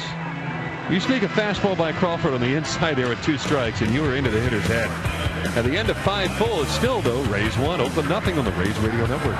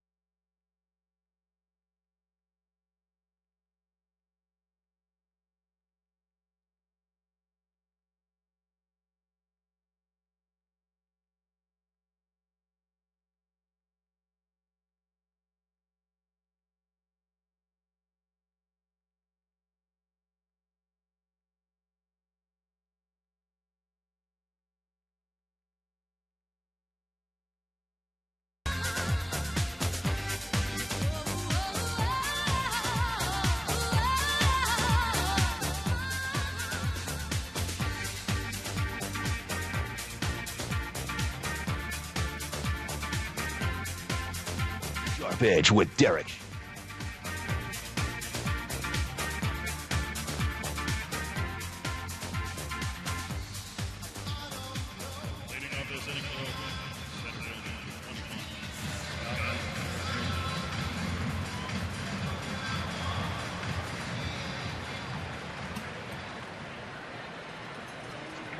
He is very, very sharp. The Rays have the 1 run, and Garza's trying to hold on to that cushion.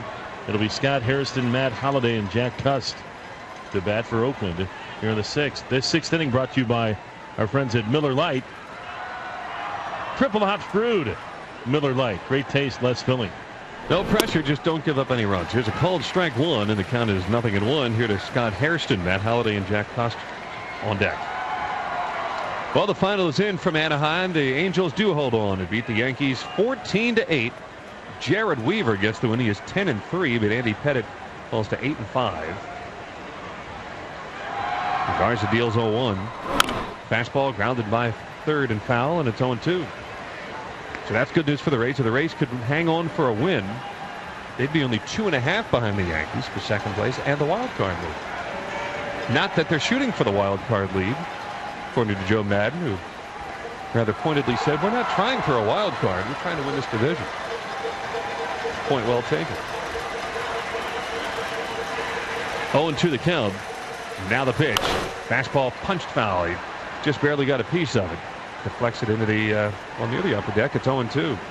Well, I think most people believe that the Rays have a few runs left in them, and I think again since the beginning of May they have had one of the better records in all of Major League Baseball. And I just truly believe that the Rays are going to have their best shot if their starting pitchers start to perform at the level we expected them to. There's a pitch in the dirt. It's 1 ball, 2 strikes. You know, you could argue that again with, you know, here we go with Matt Garza and James Shields, both 500 records. Now again, their offense has not been there to bail them out on occasion on nights when they pitched well enough for wins. But I got to believe that Scott Kazmir is going to be better. We're going to get more consistency out of David Price in the second half. And boy, Jeff Neiman has just been absolutely spectacular in his last couple starts. He really has been. 1-2 the count. And again, Garza's pitch. Slider, and he wouldn't chase. Even up 2 balls, 2 strikes. So 2-2 the count here to Hairston. Struck out looking and singled to right center. Garza had his best inning last inning, a perfect frame. There's only one tonight like it. He's coming up on 90 pitches. He's at 88 on this one. 2-2 to Hairston. And the fastball low and inside. So from 0-2, it's going full to 3-2. Still has pretty good life on the fastball. That was at 95 and down, and Jeff Kellogg just didn't give him the benefit of the doubt on that pitch. Again, I just think that one of those things where I think Kellogg just sees Dallas Braden maybe a little better than he sees Matt Garza. 3 balls, 2 strikes.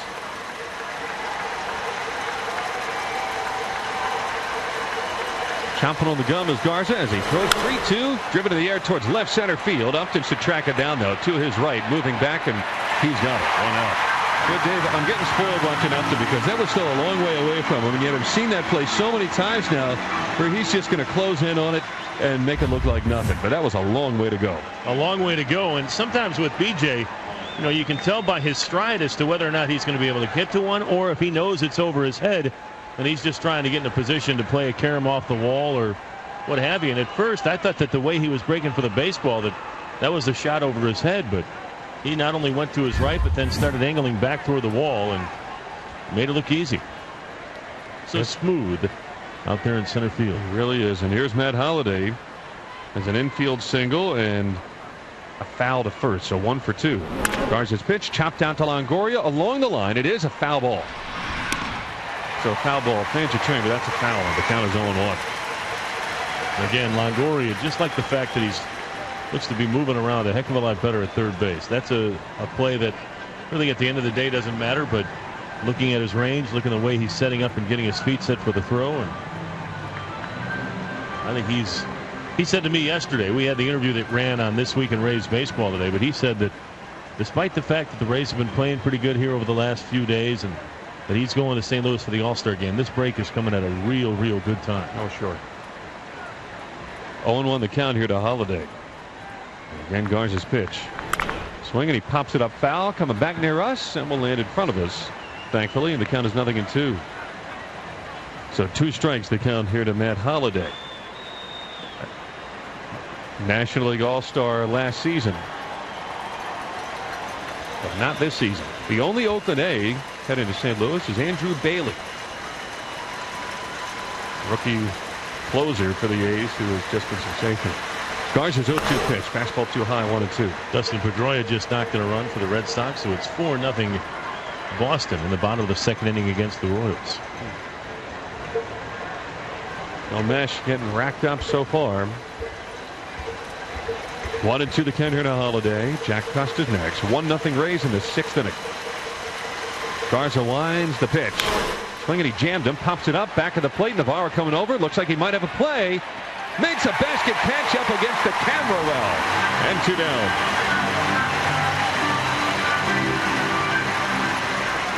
Well, that one got in on the thumbs of Matt Holliday and really just got behind him.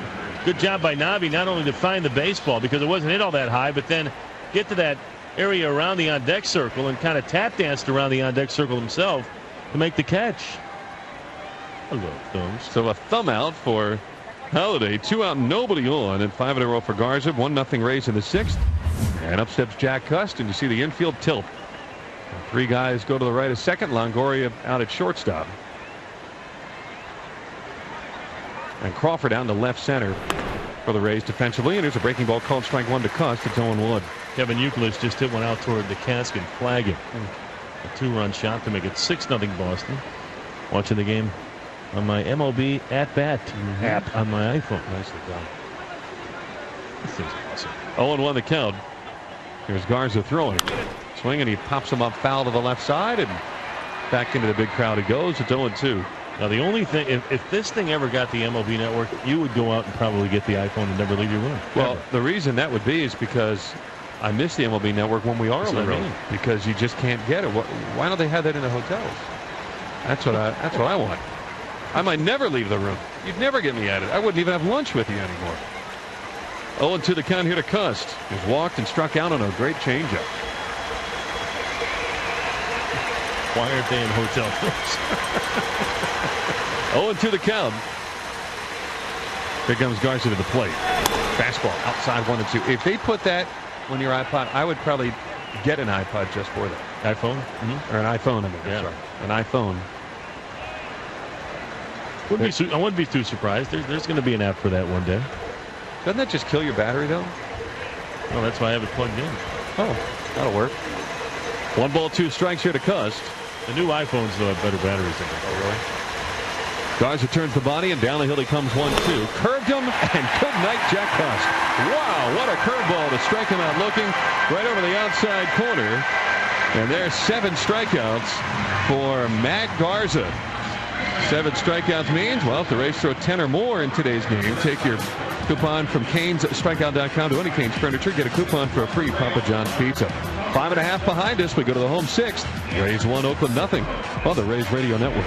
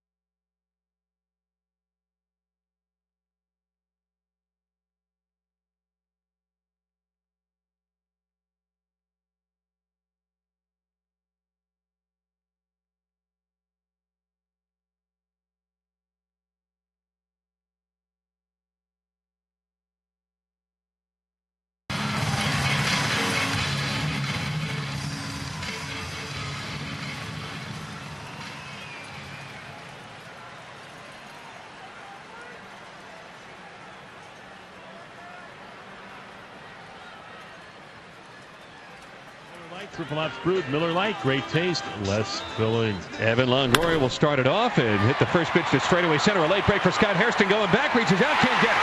One bouncing up against the center field wall, then drops it. Longoria heads to second and pulls in. A ball misplayed by Scott Hairston, but it's a double for Longoria. Well, again, the toughest ball for most center fielders are the ones that are hit right to you. And Evan got a pitch middle in and hit it right back through the box. I'm not sure he thought that he got it as well as he did.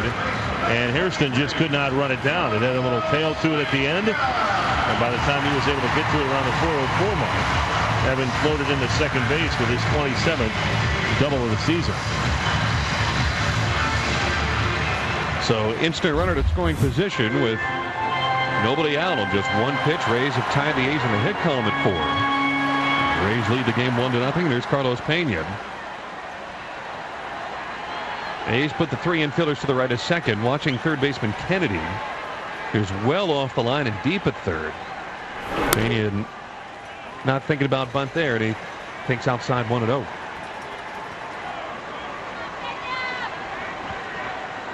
He is bunted into an out. He is also struck out. Right in the center of the box. There's Pena. And the pitch.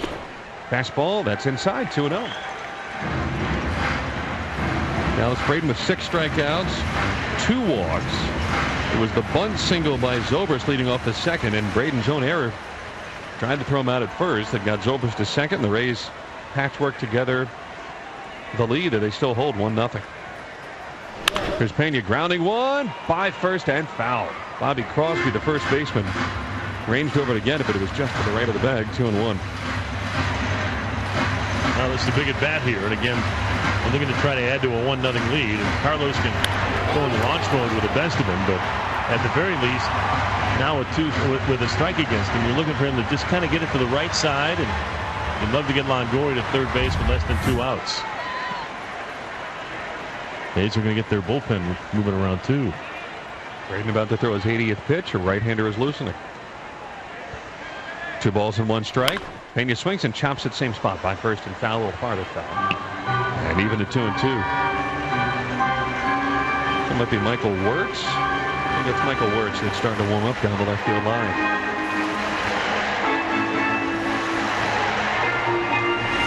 Two balls, 2 strikes. The count here to Pena. It is. No, they just said Bailey. It's not. It's Michael Wirtz. 2-2. The count to Pena. You tell him. There you go. 2-2 the count. Braden throws, swinging a high drive into right field, but it'll stay in the park because Rajai Davis goes back to the warning track, has to reach forward to make the catch. He might have lost it in the dome. Evan tags and Longoria heads to third base. Pena just missed it. But Davis, who was frozen, then went back, stayed in his tracks, and they had to reach forward to make the catch. That wasn't one of his cleaner catches by any stretch, but boy, that was one that was just missed by Carlos. And it shot it all the way to the warning track, and Rajai Davis had to scamper at the end to make the grab, and Evan could walk from second to third. Now Kurt Young's going to come out and have a chat with Dallas Braden. I don't think they're going to pitch to Zobrist here. I mean, first base is open. You got a double play candidate and Burrell on deck. I don't know why they would tempt Zobrist in this spot, because they'd have to bring the infield in also, I would think. Kurt Young is going out. Send hellos out here to Jerry Ramsberger, listening to us tonight. Got a nice little email from Jerry expressing his love of the Yankees. Really? With a nudge to the ribs there. He was unhappy because they were coming back, but little did he know, or any of us at the time, the Angels would come back themselves. 14-8, Angels beat the Yankees, and Gary Nicholas listening to us tonight also. Got to be thrilled with that score. Well, it's good to hear that the Colonel's tuned in. Colonel's here. Infield is in. Looks like they're going to pitch to Zobrist. And the first one to him is low and away, but how much are they going to give him to hit? 1 ball, no strikes.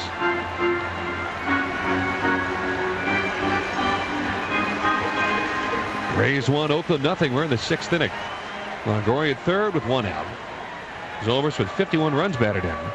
And the pitch taken for a strike, and it's 1-1. So did Gary share with you his thoughts? He just said thanks for the update. Oh, really? Okay. 1-1 the count here to Zobrist, who has scored the Rays' only run. Can he knock in the other? The pitch coming in. Fastball just missed inside of his close. And 2-1. Zobrist walked with the bases loaded yesterday to drive in his 51st run. He leads the league in grand slams, leads the team in triples. He swings and chops one foul. Changeup up in his eyes. Wailed on it and just fouled it, trickling to the left. 2-2.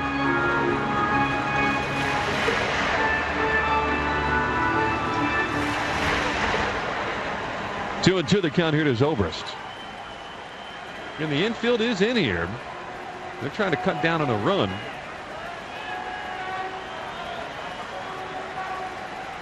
The stretch, and here it comes to Zobrist. Fastball inside, full count, 3-2.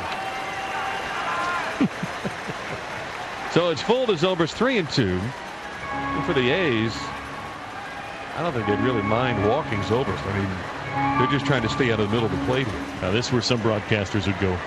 Ball four, base hit, Ben. See what he gives him on 3-2. Swinging a line drive, base hit right field. They pitched to him, and Zobrist made him pay. Zobrist drives in the second run, and the Rays lead Oakland 2-0. Guerrilla coming through with his 52nd run batted in, so he has scored one of the runs and knocked in the other. He got a pitch over the outside part of the plate. It was going to be a strike, so he had no choice but to swing at it and went with it. Good approach and great at bat for Ben Zobrist to give the Rays a little cushion here. I just don't know why they are giving him something to hit in that spot. And here's Pat Burrell with a runner at first and one away. Throw to first, and back to the base goes Zobrist. So the Rays lead 2-0 now. And Burrell up. He has struck out looking and walked.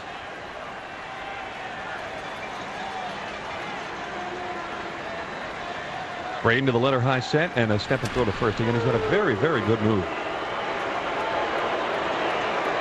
But I'll tell you whose move is not his move is still not as good as Greg Smith, who the A's had. That's one of the best moves I'd ever seen from a left-hander. Here's the pitch to Burrell, over for a strike. First pitch fastball, and it's 0-1. Let's pause for station identification now on the Rays Radio Network.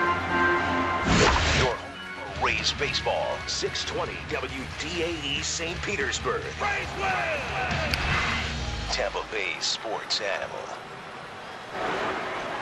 With Dave Wills, I'm Andy Freed. Frank Lover, our engineer. Sean Houston is our production assistant. And Steve Carney back from the network studios. We're in the sixth inning. Rays lead 2-0.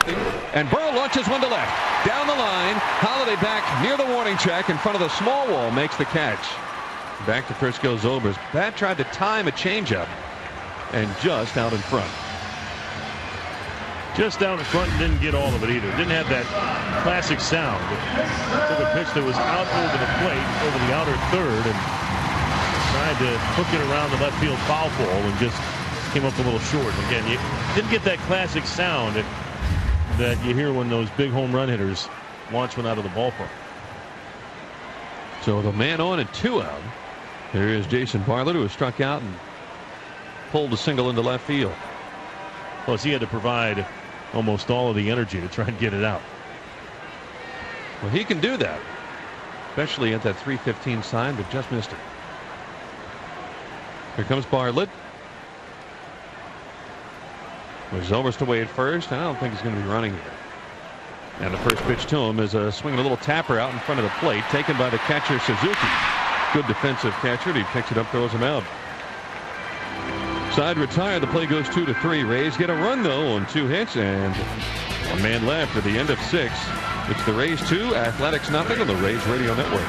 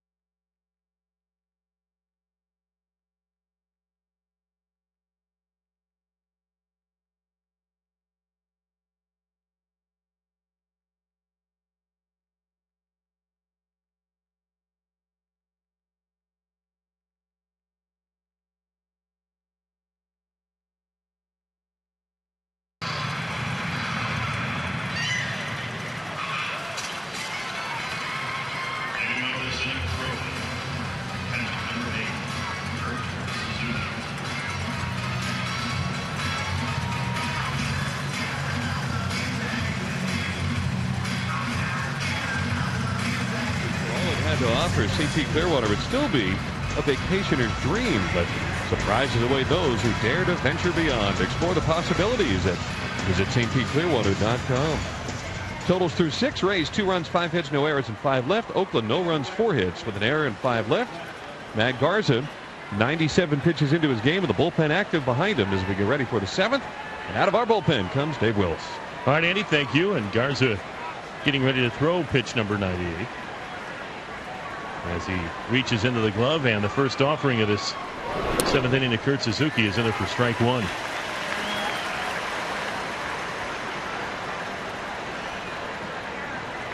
Suzuki so far in the game today has struck out and he has grounded out. Infield shading him just ever so slightly to pull. The 0-1 to the right-handed hitter misses inside, and the count evening up at a ball and a strike. 2 runs on 5 hits for the Rays. No runs, 4 hits to this point for the Athletics. Oakland has committed the game's only error.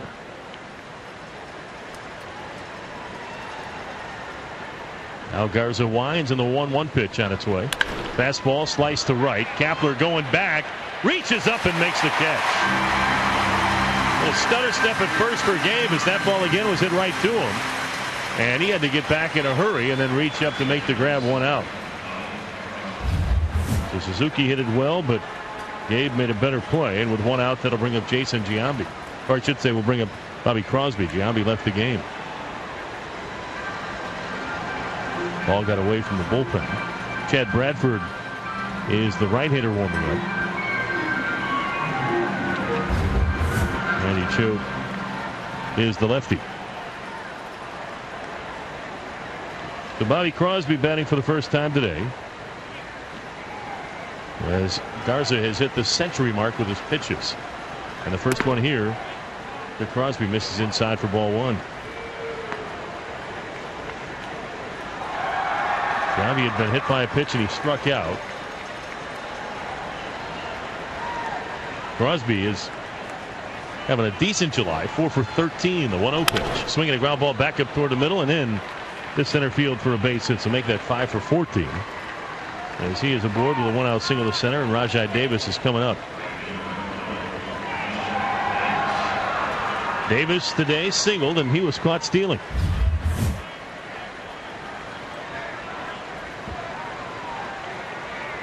So the Oakland A's actually now have just as many hits as the Rays. They have 5, but have not been able to get into the run column yet. And I think from here on out, I think Matt Garza might be on a batter-by-batter basis. First pitch on its way to Davis. He showed bunt and almost hit him for ball 1. A's trying to do what they can to get the tying run aboard. They have the tying run at the plate.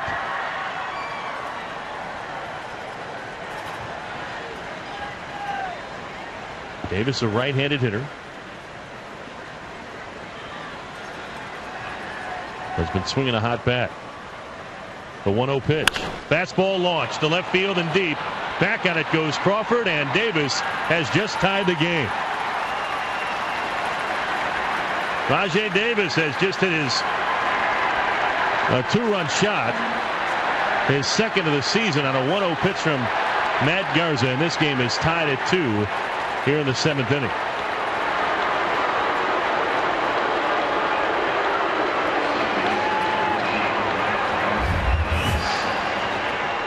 And the Rays had to work.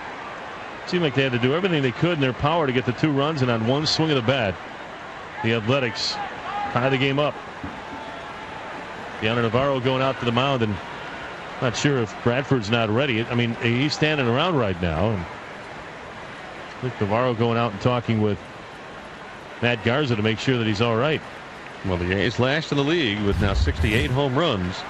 So what happened there doesn't happen a whole lot, but to their credit, they made it happen. Rajai Davis, who wasn't even in the starting lineup tonight. He's 2 for 2 now. He has 2 of the 6 hits. First pitch to Mark Ellis. Fastball grounded back up through the middle and into center field for a base hit. That's 3 hits now in the inning against Garza, and he might be done. I think Joe's going to have to go get him. He's got Adam Kennedy coming up, and he's probably want to go to the left-hander Randy Choate. So Garza once again will end up with, at the very least for him, hopefully, a no decision. He could be on the hook if Ellis were to score. So it's been a tough go of it here in the 7th for Garza. He had a shutout through 6. He got Kurt Suzuki, who flied hard to right. And then Bobby Crosby singled. Rajai Davis hit a home run. And Garza leaves with his ball club tied at 2 with Oakland. This call to the bullpen brought to you by Metro PCS. Unlimit yourself. Hear more about the new Rays pitch when we come back right after this on the Rays Baseball Network.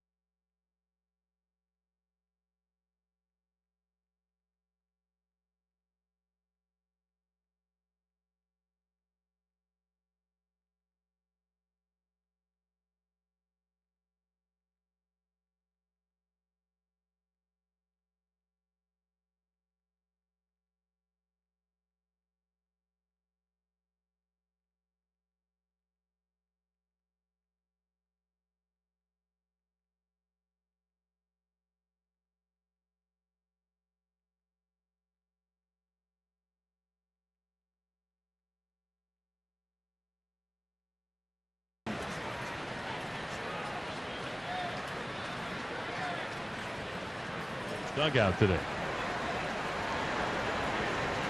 First pitch to Adam Kennedy is hit well. Right field, back at it, Kapler to the wall, and it's gone. Adam Kennedy tees off on the first pitch he sees from Randy Choate. It's a 2-run shot. The A's have scored 4 times here in the 7th inning and now lead it 4-2. 7th home run of the season for Kennedy, who picked on the first pitch from Choate. Well, as we said a moment ago when Rajai Davis did it, it doesn't happen much for the Oakland A's. They're last in the league in homers. It's happened twice in an inning. 2 2-run shots, and they just get a stranglehold on this game. And neither one was much of a note. I mean, it wasn't like there was a question as to whether or not they were going to go out. That one went about 2 or 3 rows deep. And Joe Madden's going to go to the pen again. That's the first home run that Choate is allowed to maybe a left-hander this season. I know he had given up a home run earlier, but it was to a righty. So Choate is done. This call to the bullpen brought to you by Metro PCS. Unlimit yourself. This game has turned around in a hurry. Oakland leads the Rays now 4-2 in the 7th. We'll take it to the break on the Rays Baseball Network.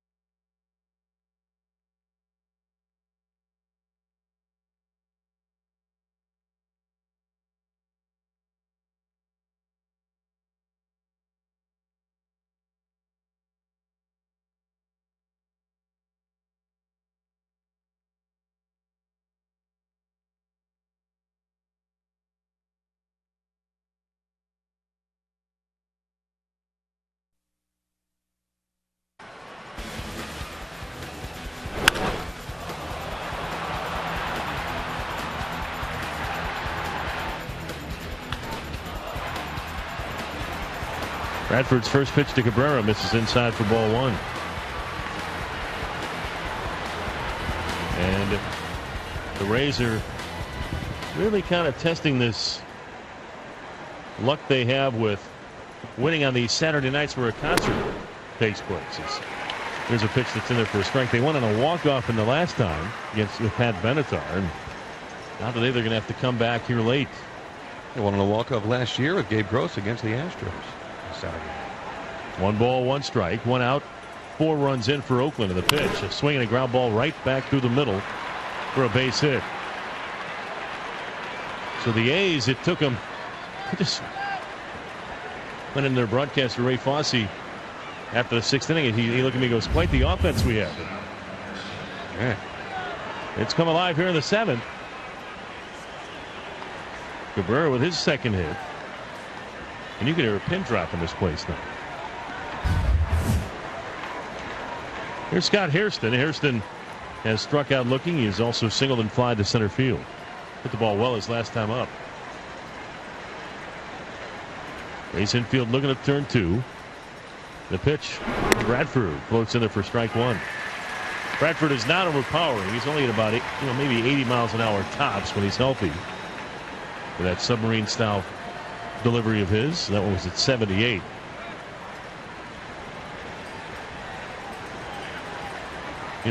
Back when they were the Devil Rays, back in 05 and 06, when we first started, there's the 0-1 pitch.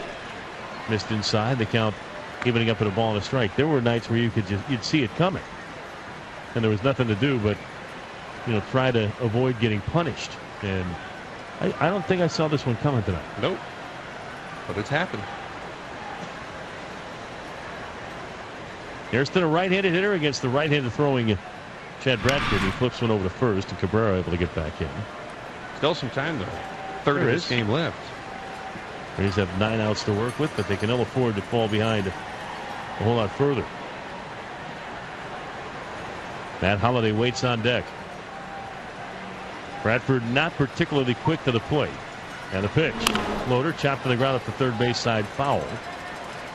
And it's now 1-2. Went ahead after 6 innings this year. The Rays are 40-3. So no wonder we didn't see it coming.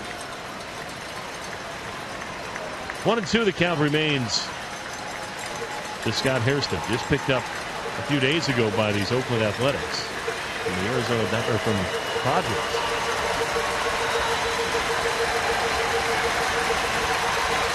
Picked up following the game on Sunday. Now the 1-2 pitch is on its way. The floater's chopped off of the plate. Back up toward the middle. Bartlett has to go to the infield to get it, and he's going to be safe. Had to wait for that extra hop, and Hairston able to beat it out. It's an infield hit, and the hitters against Bradford just like to work the middle part of the field, and so far they've been successful twice now. 6 straight hits for the Oakland A's, and they've come in all different sizes and shapes. Not much more Bartlett could have done with that. Credit to Hairston for hustling out of the box. Now the A's are in put-away mode. They've got their cleanup hitter and home run leader back-to-back coming up. And Bradford's got to make some pitches here. 6 straight hits, as you said. They had 4 coming into the inning. 4 for the game. 4 for the game. And Chad Bradford and Carlos Pena talking it over.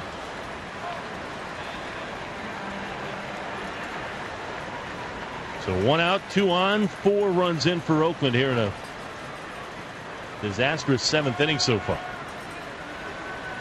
Started by Garza, got the first batter Suzuki to fly out, and gave up back-to-back hits to Crosby and Davis. Davis's was a homer. The pitch on the inside corner for strike 1. Holliday today has a single. He's also popped out a couple of times.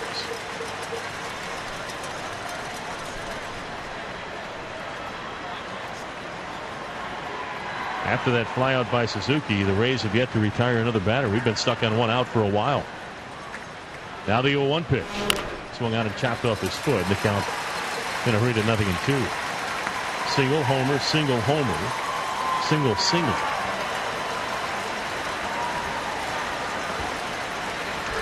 So 0-2, the count to Matt Holliday.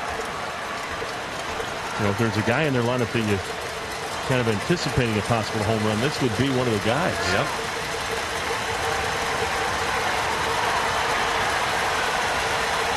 So 0-2 the count. Bradford, who works from the first base side of the rubber, leans in. Gets the sign from Navarro and now steps off.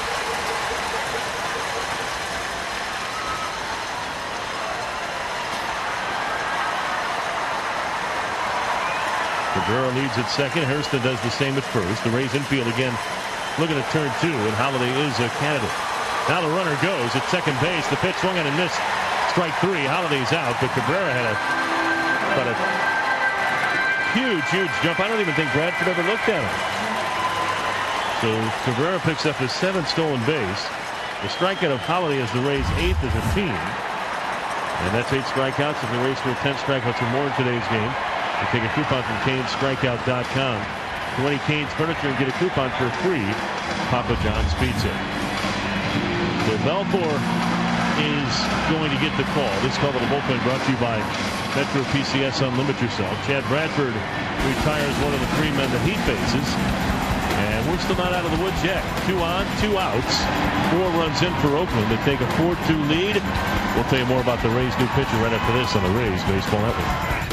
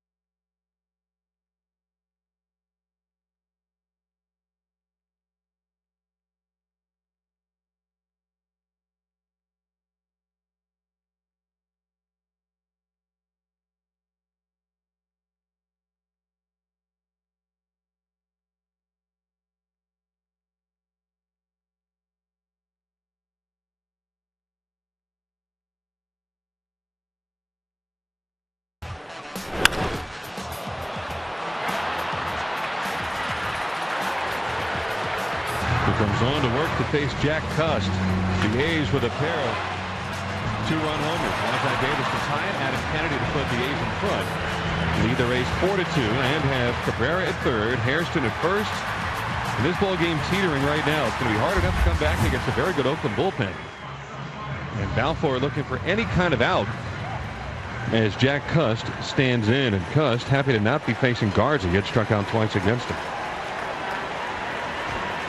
So Cust 0 for 2 with a walk. He also walked back in the first inning.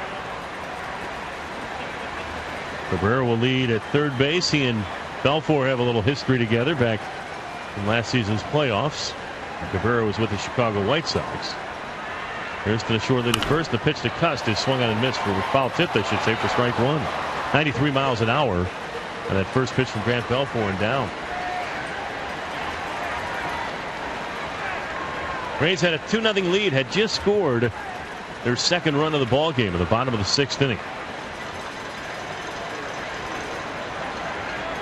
And the way that Garza was kind of moseying along, he had retired the last 6 men he had faced. Had a 7-person retired list going there after he got the leadoff hitter Suzuki, but then it was all downhill from there. It was a pitch a little bit low, 1 ball, 1 strike. Rays and A's again tomorrow. We'll get it started at 1 o'clock with a pregame show. 1:38 for the first pitch. James Shields will throw it at that time up against Brett Anderson. Final game before the All-Star game. Now Belfour and Navarro can't connect on a side, and time called.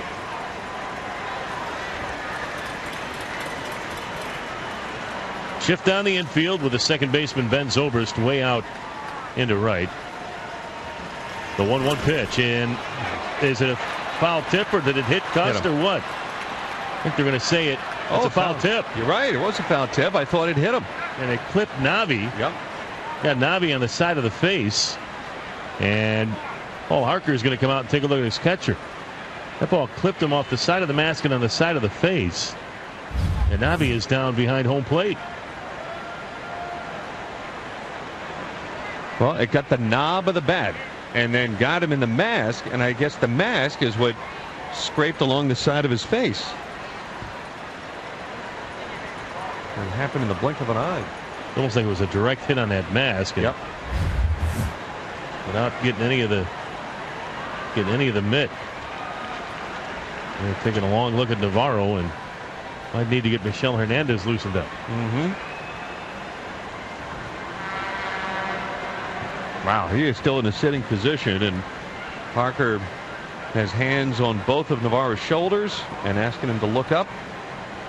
As many times as you see a catcher take it off the mask, you forget it just how much it really does rock your world, so to speak. They're still looking at him. He is still sitting down, and I think they're going to bring in Michel Hernandez. I think they want Michel Hernandez to get his equipment on. And a lot of times when you get one of those foul tips off your mask, you get it to where, you know, it's more of a glancing blow. That one was almost like a straight shot to the cheek, and now Dr. Riley's out to take a look at him as well. That area where the jaw comes together around the ear, and Dr. Riley out to take a look with him as well. The Rays team positions, they're going to have to help Deanna Navarro to his feet. And Navi, tell you what, he looks a little wobbly as he's being taken off toward that first base dugout. So Michel Hernandez is going to come on and catch. They are really helping him walk off. He does not have great balance right now. There's a lot of steps to go down and back up also down in the tunnel. So Michel Hernandez will come on and catch. And our best to Navi. And the count is 1-2. So Michel Hernandez is ready to go. He's going to come on, and he's also then going to hit in the number 9 spot, which would be the second batter up in the bottom half of this inning.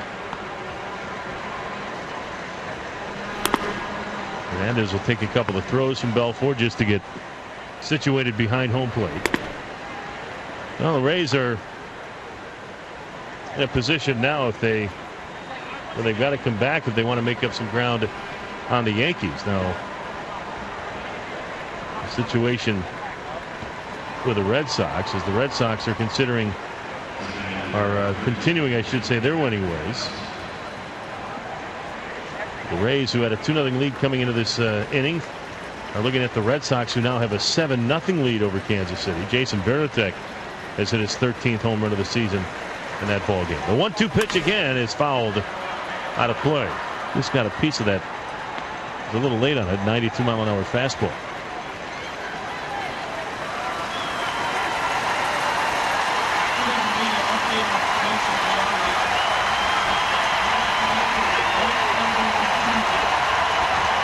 Right elbow contusion for Giambi is why he left the game.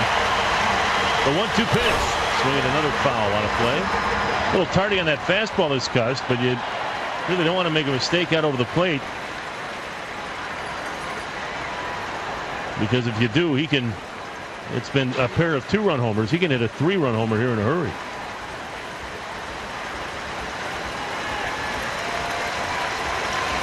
So Grant Belfort leans in. Getting ready to throw another 1-2 pitch. DeCust, here it is, and it's a little bit low, 2-2.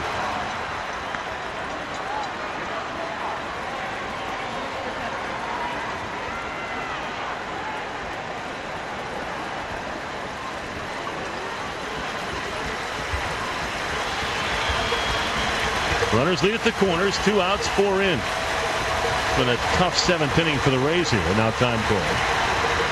Cuss, the 9th man to come to the plate.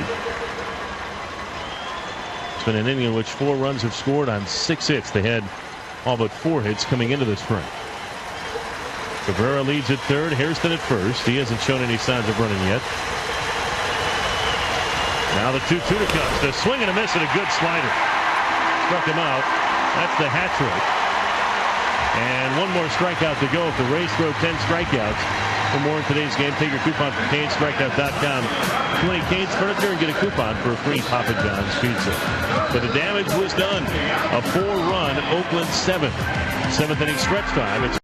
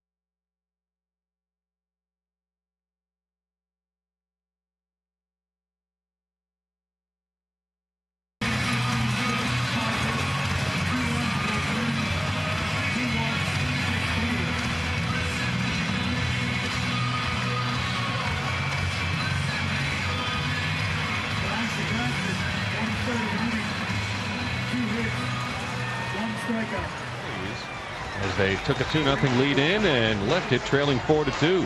Well, we go to the bottom of the 7th. Michael Wirtz on to pitch, part of a very good Oakland bullpen. Gabe Gross to pinch hit for Gabe Kapler.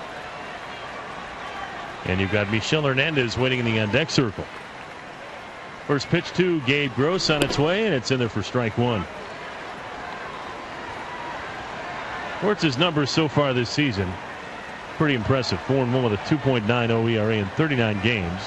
A couple of saves, 40 in the third innings pitched, 27 hits, 14 runs, 13 earned. He has given up 3 homers. And the 0-1 to Gross is taken outside. 1 ball, 1 strike. He has walked 12, struck out 47 in the 40 innings. And opponents are hitting only $191 against him. Gross hitting .270, 4 homers, 24 knocked in. 4-2 Oakland thanks to a 4-run top half of the 7th. Now the pitch. Check swing, and it's called a strike anyway. It's 1-2.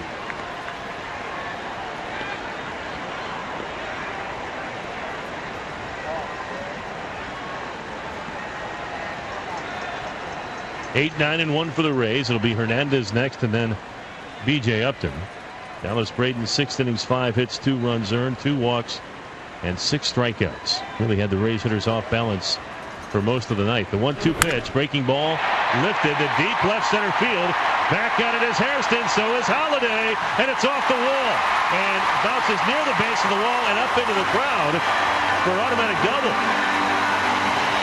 It was almost as if between Holiday and Hairston it was like, you take it. No, nobody really wanted to go get it. It just fell right between them. We'll take it. I mean, that's a well-hit ball by Gross on a curveball. But that's a catchable ball. I mean, between the two of them. I really thought it was. Yeah. Well, maybe Holiday not. I mean, Holiday really didn't play it well.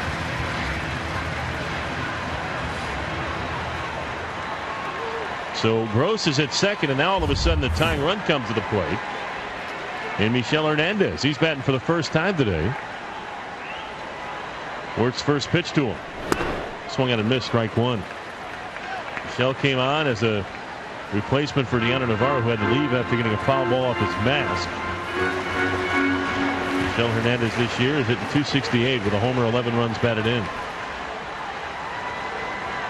Rays would love to get one back. Now the 0-1 from Wirtz. Swinging a tapper foul, and Michelle's behind on the count 0-2. Rays have not really been a great comeback team this season. Not as well as they were a season ago.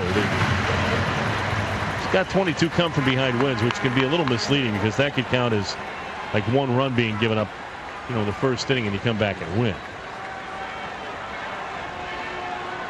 Gross leads at second, the 0-2 to Michelle, and it's swung on and missed, strike three, and Hernandez is out number one. But the Rays, when they trail after 6, have won only 3 games. When they trail after 7, they've won only 2, and when they trail after 8, they have not won yet.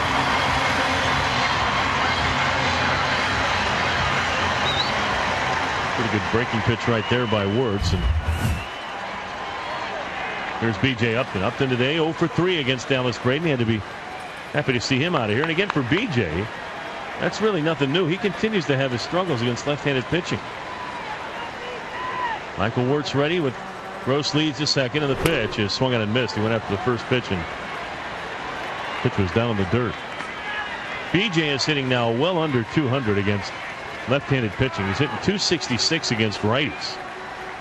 And 6 of his 7 home runs have been against right-handed pitchers as well. That to me is just befuddling. Gross not a very big lead at second. The outfield at normal depth. And the 0-1 pitch is right down the middle, called a strike. And now B.J. swung at a pitch in the dirt, takes one down the middle, and he's behind on the count 0-2. Makes you wonder, too, after seeing that first pitch, if he's expecting that next one to drop, and it just doesn't. 4-2 Oakland here in the bottom of the 7th. Now the 0-2 to B.J. is down and away. Good job by B.J. to lay off that 85-mile-an-hour slider.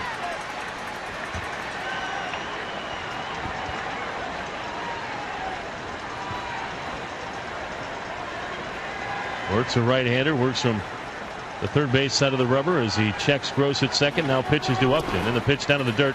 Suzuki can't find it. Now finally does. Down around his feet. For a little while to track it down, and they count 2 balls, 2 strikes. Fired from the Cubs during the offseason. For a couple of minor leaguers. Last year with the Cubs, split time between the big league club and also their AAA affiliate in Iowa. 1-1 in the big leagues last year with a 3.63 ERA.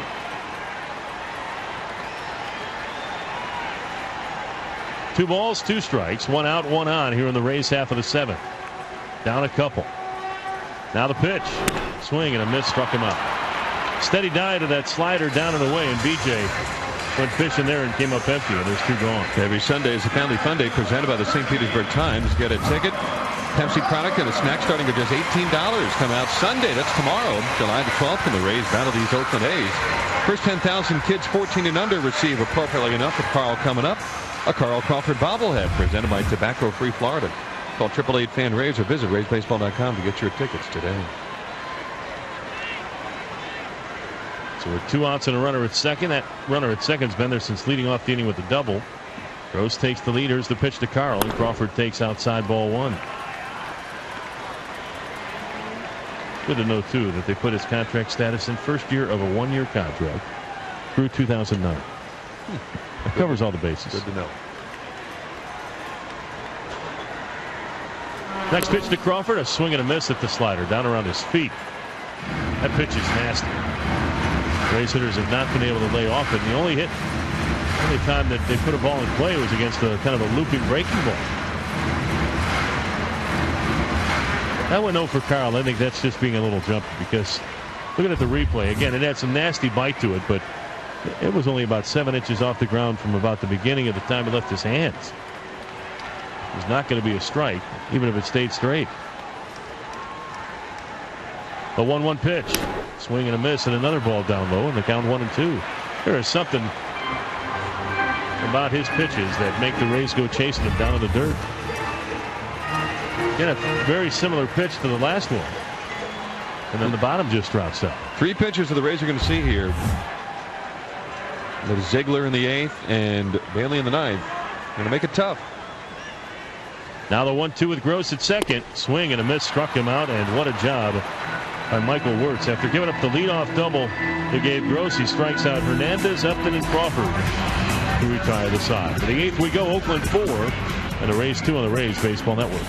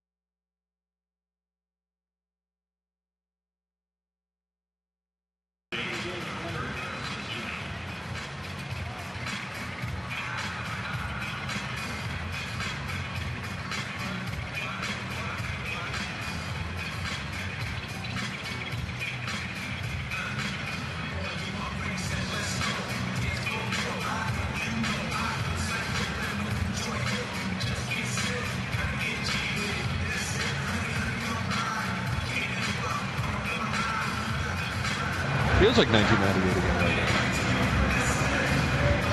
now. Well, talking to a few of the guys before the game, and they said, well, there's a lot of wins left in these jerseys. Hopefully the Rays, I'll tell you what, if they end up losing this game, burn them and don't ever use them again. Yep. As Kurt Suzuki will lead things off here in the top of the 8th inning against Grant Belfour. Suzuki started last inning with a fly ball to right. Look out, Mr. Fried. There's a foul ball coming over just to our right. And there's you. Got to make sure you pay attention. Yeah. 33,273. Another good crowd on a concert night. The 0-1 pitch.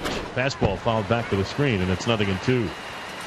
Dan Wheeler warming down the right field line. And Dan, I mean, he was saying, Mark Topkin told us that he said something about how weird it is for him to be putting this jersey back on. How many guys play in a turn back the clock game and wear a jersey that they once wore? The 0-2 pitch. Swinging a hard hit ball through the hole into left field. A base hit. So Suzuki with a single to start this 8th inning, and the A's, who had 4 hits coming into the 7th, now have 7 hits in their last inning plus. Well, think of Dan. He's worn every uniform that the Rays have ever had, right? I think so. Because when he came here, the Rays were in their 2nd uniform. So he's worn all 3. So Suzuki aboard, and let's see how Bob Guerin wants to play it. Bobby Crosby singled his last time. Started the 4-run rally. Facing Belfour for the first time. And the first pitch, he bunts back toward the mound. Belfour waits for it. His only play now is going to be at first. He'll take care of Crosby. He is out on the sacrifice that goes 1-3. On to second base goes Suzuki.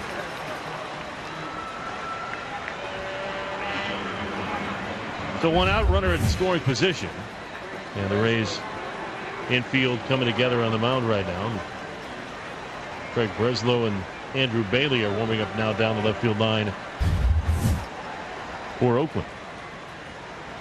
Rajai Davis You can argue that he has the hit of the day, as the Rays were kind of cruising along with a 2-0 lead, and he launched one over the wall and left to tie the ball game up. And I think, well, that might have been the one that kind of staggered the Rays. I don't know if you'd call it the knockout punch, but it staggered them, and the Rays have not been able to recover since that blow by Davis in the 7th.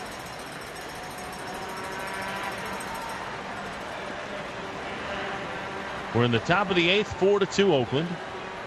And the pitch from Belfort to Davis is low and inside for ball 1.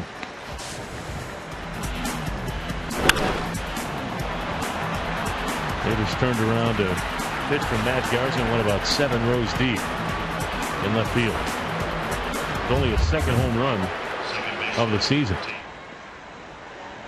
Now the 1-0 pitch, a swing and a miss, and a good pitch down and away. Had a little slide action to it. 1 ball, 1 strike to count to Mr. Davis, who didn't start the game. He came on when Ryan Sweeney had to leave the game, and we never got a report as to why he left. Nope. There's some issues the way he was playing. I don't know. The 1-1 pitch, a swing and a miss, and another slider. The ball got away from Hernandez, and on his way to third and getting there is Suzuki. They had Mike go down as a wild pitch. Squirted away just far enough from Michel Hernandez to allow Suzuki to take third. Now the Rays infield is going to have to come in.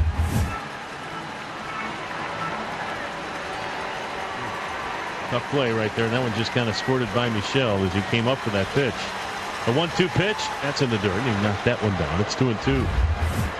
Well, this Oakland bullpen, you talked about it before, Andy, with the 3 guys that they might have lined up. And they got Breslow out there as well.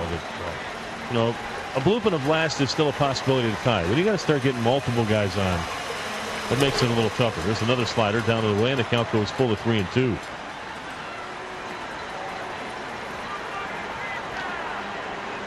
So tough sledding for the Rays if they fall behind anything further than the 4-2 deficit they have right now. As it is right now. They've been out hit now 11-6 by this Oakland A's team. The 3-2 pitch swung on and chopped, foul down the third base side just by the base coach Mike Gallego.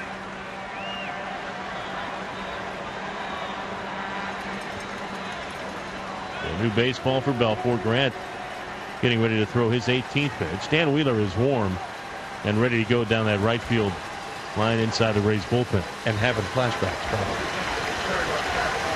We're going to call that not a wild pitch. We're going to call it a pass ball on Michel Hernandez. 3-2 pitch here is fouled off out of play to the right side. And we'll do it again.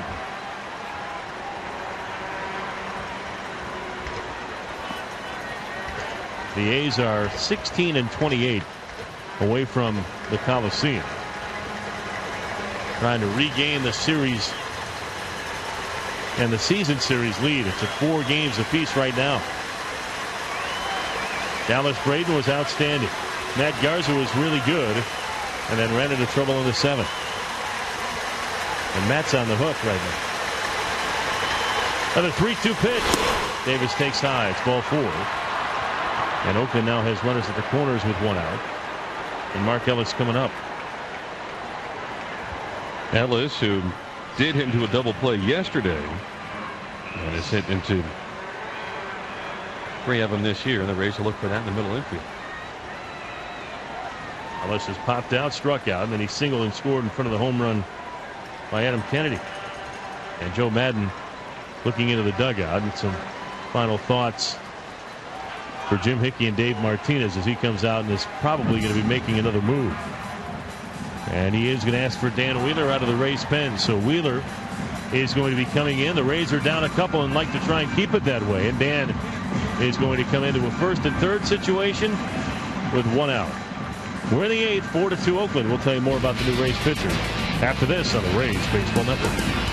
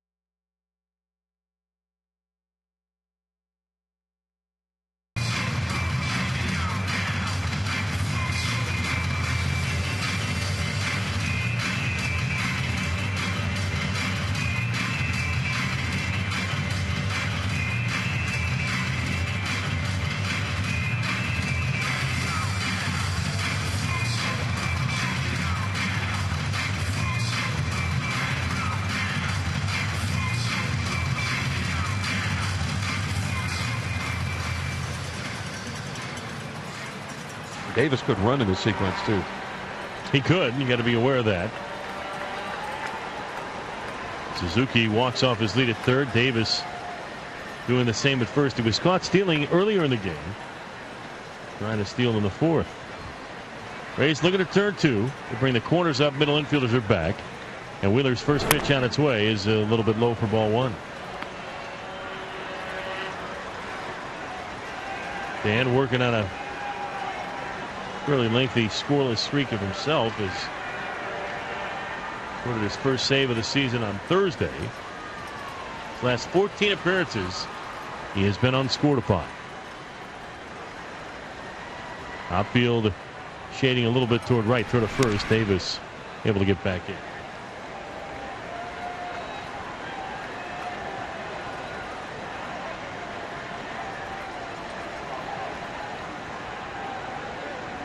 Ellis 1 for 3 with a run scored. Now Dan again sets, checks the runners and pitches, and is swung on and lifted at deep center field. Back on it is B.J. Upton in front of the 404 sign, makes a running over the shoulder catch.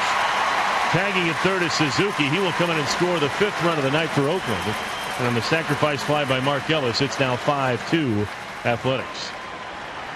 Took a very good catch. Could prevent maybe another run from scoring. Davis was already to second base. Had to turn and go back. But Ellis went down to get it. Credit to him. It was a pretty good pitch. And drove it a long, long way. It's 5-2 Oakland with their bullpen. It's, as you said, Dave, tough sledding now for the Rays. Here's Adam Kennedy. If Rajai Davis staggered the Rays, you might argue that he provided the punch that could have KO'd him. The 2-run shot to give him the lead on the first pitch he saw from Randy Choate. And only pitch, as it turned out. Yep. That's all he needed. So the first runner back in. Adam Kennedy and Choate were teammates. And Kennedy, I think, might have watched. Randy did not have a very good spring at the beginning. And he might have been able to pick up a few things on after having watched Randy throughout the spring. There's another go to first and runner back. Kennedy had been 0 for 3 in the game until he hit his 7th home run. Peeking ahead to the bottom of the 8th, it'll be the 3, 4, and 5 hitters for the Rays. Runner goes, the pitch outside the ball. Hernandez throw to second in the dirt, and it squirts through onto center field. But Davis, I don't think, knows where the baseball is, and he'll stay at second base, and he gets the stolen base.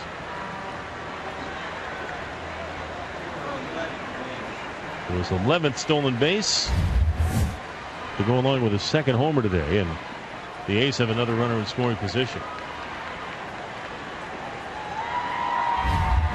And it looks like now they're not even going to pitch to Kennedy. They're going to take their chances with Orlando Cabrera. So they're going to intentionally walk Kennedy. There's ball 2.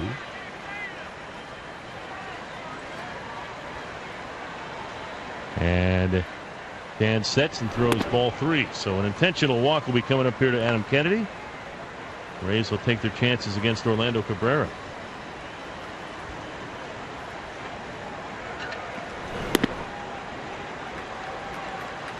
So there is ball 4. This game is kind of, after the Rays brought a little excitement to the table in the bottom of the 6th with that second run. It's been all Oakland, and it's kind of taken a lot of the air out of this building. Well, it's how you can quiet 33,000 people. Do what the A's have done. Cabrera with 2 hits today. He's also popped out and grounded out.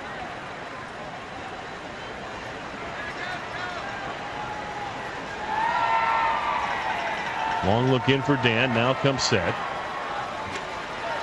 Checks Davis at second and pitches to Cabrera. The ball in the dirt, squirts on by Michel Hernandez. The runners are going to advance, and Hernandez really didn't know where to go with it as far as the throw is concerned. He got kind of caught. Neither runner took off right away, and then Michel just didn't really know what to do with it.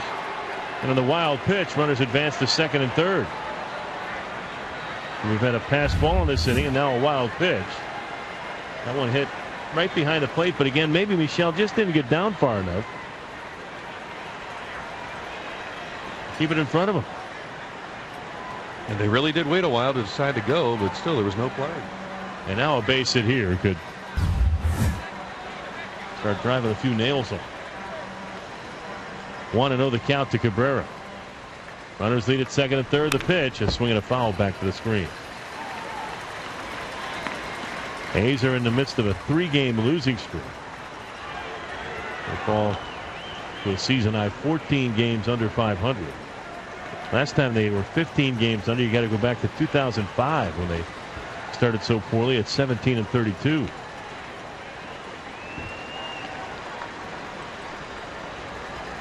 Now the 1-2 pitch, or the 1-1 pitch rather, I beg your pardon, is on its way, and it's swung and grounded just fair up the third base line. A late call by Bob Davidson. Into the corner it goes. 2 runs are going to score. Cabrera on his way to second. He gets there with a double. It's a 2-run double, and the A's are putting some distance between themselves and the Rays. It is now 6, make that 7-2 Oakland. Joe Madden coming out to argue with Davidson at third base. Right on down the line, near the bag. Couldn't tell from our angle whether it was fair or foul, but it was sure close. And Bob Davidson, again, he's not one of the, I wouldn't call him one of the elite umpires in this league, and I can't blame Joe for maybe going out there to try to fire things up a little bit, because Davidson really didn't get himself in good position to make the call. He was dodging the ground ball and then made a very late fair ball call. Well, he had to jump up and over it. I mean, he was in line with the bag at third, but they had to jump over, and that's why it was a later call. But one way or another, it's a 5-run deficit.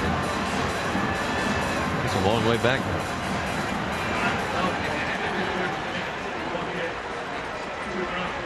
His runs charged to Grant. It's at 2 of those runs. And now that Pena's not the tying run, remember when it was 4-2, Breslow's warming. Now he's not even warming anymore. We'll just start trying to chew up outs Jeff Ziegler or Brad Ziegler warming. Maybe Jeff too. He might be getting hot also. Jeff. Here's Scott Hairston, and the first pitch to him is on the inside corner for strike 1. Yeah, this isn't even a save situation anymore. So they had Bailey and Breslow warming, and both of them are sitting down, and Ziegler has grabbed the baseball. Rays had a 2-0 lead, and Oakland now has scored 7 straight.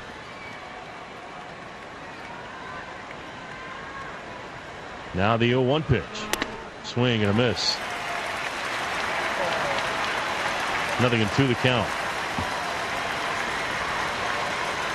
Well, I saw the note in yesterday's St. Petersburg Times that, and I think it was Sean Daly, they're one of their music guys, saying how the Rays are testing fate on this concert night, but not only going back to the '98 jerseys and the jerseys that were worn in the early years by this franchise when they were not very, very successful. The 0-2 pitch on its way to Houston outside, 1-2. But then bringing in Smash Mouth, a band from San Jose, and kind of like the home team band. Although, I don't know, you got to really, really find out if indeed Smash Mouth. I mean, San Jose, they could be more Giants fans than A's fans. Hasn't worked out too well for the Devil Rays today, though.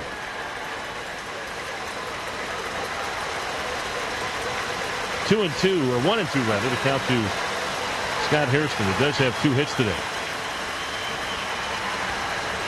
And now time called.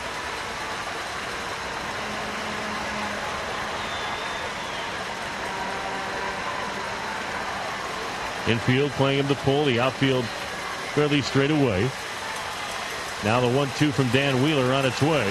Breaking ball swung and missed, strike 3. Pretty tired the side. Hey, the fans are at least going to get pizza. That's 10 strikeouts. With 10 strikeouts, you win a free Papa John's pizza from Cane's Furniture. Take your coupon from Cane'sStrikeout.com. Go to Cane's Furniture and get a coupon for a free Papa John's pizza. Well, the Rays need 5. They're down a bunch as we go to the bottom of the 8th. It's 7-2 Oakland on the Rays.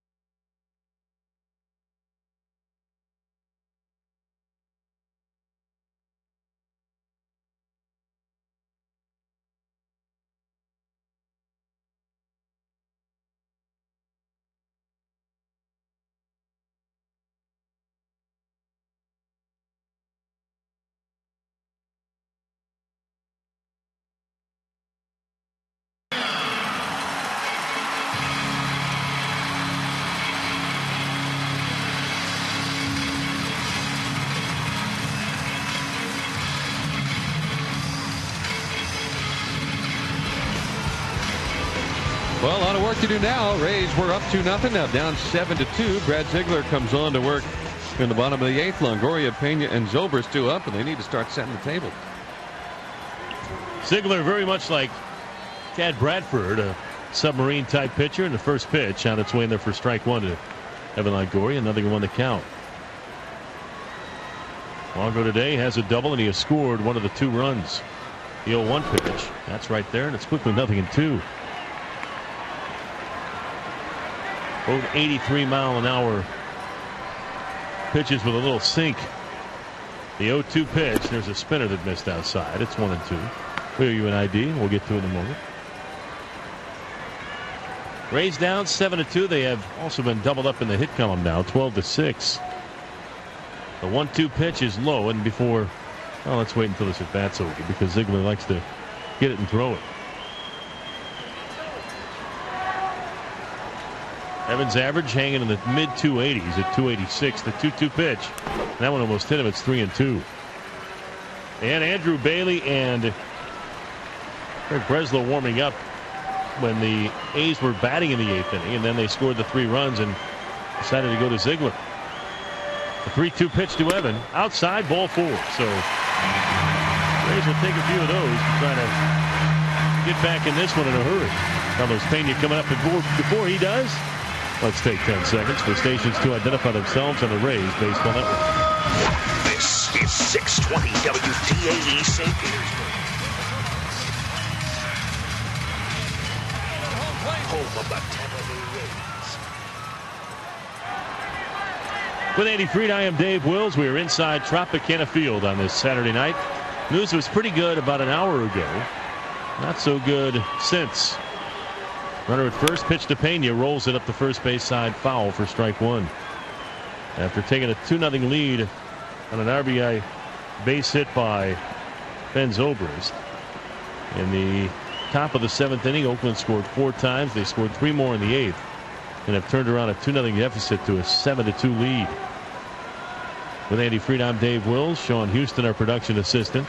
Frank Lover's our engineer. Steve Carney back at our studios. The 0-1 to Carlos is hit well to center, but right to Hairston, who plays the line drive and makes the catch. And there's 1 out. Man, if he wasn't exactly where he was, that could have been the beginning to the big inning, but hit right on the line, but right where Hairston was. So 1 out, 1 on, and here's Ben. Zobrist with a couple of hits himself.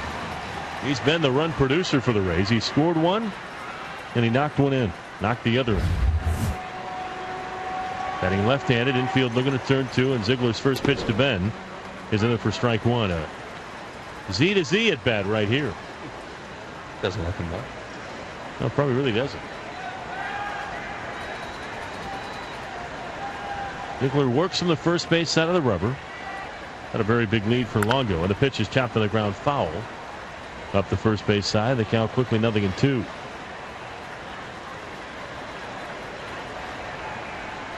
The series breaks down like this, and Oakland has won the 2 of 3 games in Oakland. The Rays won 3 of the 5 so far here at Tropicana Field. And unless they come back in this one tonight, we'll be in salvage mode for a season split tomorrow. Here's a pitch that caught the outside corner for strike 3, said home plate umpire Jeff Nelson. And Zobrist kind of threw his hands at us to say there's no way that was a strike, but Nelson thought it was, and there's 2 gone.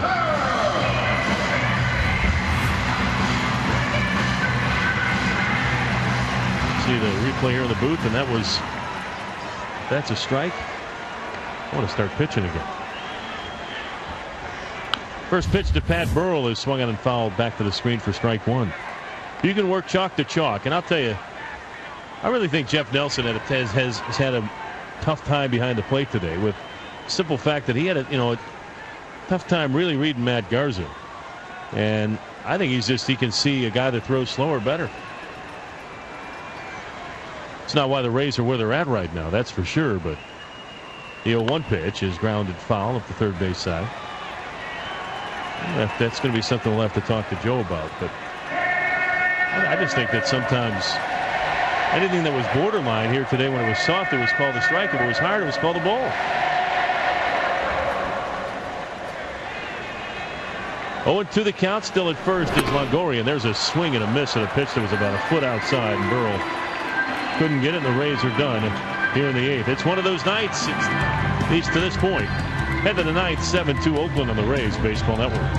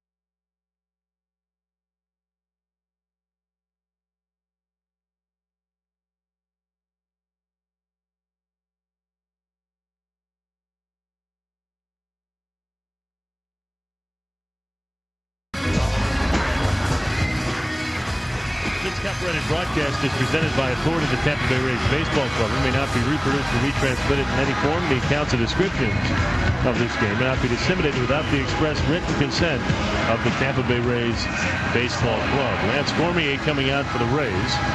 1-1 with a 2.87 earned run average so far this season for Lance, who hasn't quite been getting the work that he did first month of the season. And that's kind of good news for the Rays and their starters. It's not so good news for Lance Cormier being the long guy, but he has appeared in only 6 games of the last 36. And his last appearance was back on the 4th of July. Pitched 3 innings against Texas, 4 hits, 3 earned runs, 1 strikeout, 1 homer. We go to the 9th, Rays down a bunch, and Andy Freed to call the play-by-play. All right, Dave, let's see what Lance Cormier can do as Matt Holliday takes a curve too low, 1 ball, no strikes. So 1-0 the count. Holliday, Cust, and Suzuki, the A's doing all their damage in the 7th and 8th innings tonight. And the offering, and a line drive into the gap in left center field. Crawford going over, reaches out, can't get it, and to the wall it goes. Holliday around first and on his way into second base with a leadoff double. His 18th double of the season. And Cormier is going to have to work out of the stretch for a little while here. You know, you look at the Rays record. Rays record right now stands at 48-39. They have played 5 games this season in alternate different hats. You want to really start to break it down, and they are on the verge of being 0-5 in different hats. They are 0-4 with those red stars and stripes new era caps, and unless they have a majestic type comeback in this one, they're going to be 0-5 and everything other than their regular gamers. So you're saying just keep the gamers. Just keep the gamers. Here's Jack Cust. Cormier's pitch curve low and in, 1 ball, no strikes. They're 48 and 34 or 33 or 35 right now in the regular gamers. So, well, just a little while ago, I mean, it was looking like a night where not only are the Rays going to keep pace with Boston. Here's a strike called 1-1, but gain another game and be just 2.5 behind the Yankees. But it's come apart. So if it holds up, they'd stay 3.5 behind New York and drop to 5.5 behind the Red Sox. 1-1 the count here to Cust. Deflating night as it's turned down. There's a drive foul to the left side and shooting into the seats and off a guardrail. 1 ball, 2 strikes. 33,000 plus in attendance also. Good for a while, but you're not going to keep a Major League offense down forever. The Rays only scoring 2 runs tonight, allowing 13 hits to the A's. The team with the lowest team batting average in the American League. Well, you're really just putting an extraordinary amount of pressure on your pitchers to try and be as close to perfect as they need to be when you only score 1 and 2 runs. And again, Matt Garza, unfortunately, probably too well accustomed to having to pitch with very, very little leads, or for that matter, no lead at all. 1-2 the count, and the pitch curve in the dirt squirts behind Hernandez, but not far enough. 2-2 now. And somebody's arguing, and Jeff Nelson is I think they call a balk. They're sending Holiday down to third base. Calling a balk on somebody. Bob Guerin's coming out, wants to know what the call is. I don't know if did they call something on Longoria for maybe doing something out in the field? Joe Maddon's hot. You're inventing something like that in a 7-2 game. Joe's been thrown out. Johnson, you brought it up. He said you brought it up. Well, Joe went out and said no, he didn't. And hopefully umpire Jeff Nelson gave him a real sour look. And that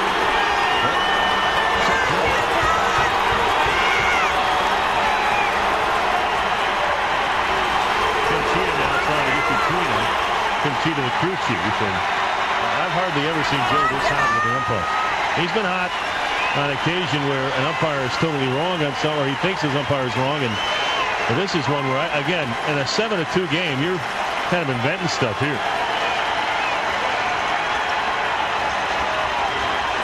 Bob Guerin is also out talking with one of the umpires. I mean, we got 2 managers talking to 2 different umpires here. And what they said was, I'm sure, is that he reached up with the face mask to pick up the baseball, which you're not allowed to do. It's also one of the older arguments for Joe. He did. He stopped the ball with his face mask as that ball was squirting away. And I mean, that,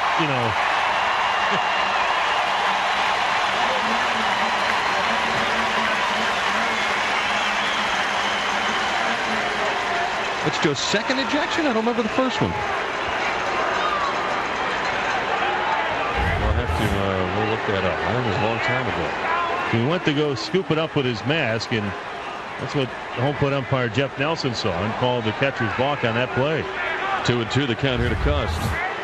And the pitch, breaking ball, swung on a foul tip behind the plate. And do it again at 2-2. Joe Maddon was also ejected in one of the games against the White Sox. Oh, was that April 16th? Wow.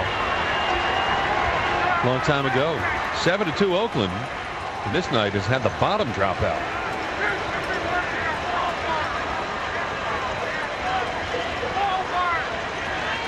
Two and 2 as Cormier is on top, and the pitch. Swing and a miss. He struck him out. Good looking curveball from Cust, or to Cust from Cormier. 11 strikeouts by Rays pitcher. Well, players need a break, and I think this umpiring crew might need a break. They've had a tough weekend. They're kind of like they're upping like the Rays were playing last weekend before the All-Star break last year. So with 1 out and Holiday still at third, infield's in, and this is almost like for just practice almost than anything else. They're down 5. And the pitch is a ground ball to third. Longoria scoops it to his left, turns and throws to first to retire Suzuki. Good looking play by Evan. And there are 2 men down with a runner at third. We'll leave it for Bobby Crosby. Bottom of the 9th inning, Rays will have Bartlett, Gross, and Hernandez due up.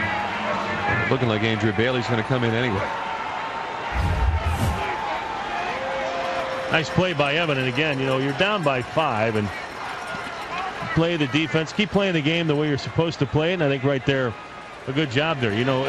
Whether in the big little picture here might not work out well tonight for the Rays, but in the big picture, you've made a play like that, and now you've got something that you've worked at a game speed. And the first pitch is low and away to right-handed batting Crosby. It's 1-0. And here it comes. Swinging a foul tip to the left side, and 1 ball, 1 strike. Steve Carter, that game that Joe Madden was kicked out was the Jermaine Dye game where he was hit. The ball was fouled off, or he thought it was fouled off, and it rolled out. The Rays got a play on him. Call he was out, but then the umpire at home plate thought the ball hit him on the foot. They said he had black shoe polish on the ball, even though he had gray shoes. Cormier throws. Breaking ball, strike 2 called on the inside portion. It's now 1 ball, 2 strikes. Cormier's had a very good curve tonight. 1-2.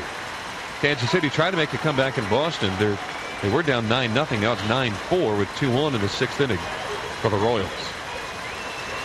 The 1-2 pitch. Swing and a miss at a curve of the dirt for strike 3. Hernandez will come out and complete the strikeout by throwing to first for the out. And as it turns out, the catcher's ball doesn't matter anyway. No run to hit, 1 left at the end of 8.5. We go to the 9th. Oakland 7, Rays 2 on the Rays Radio Network.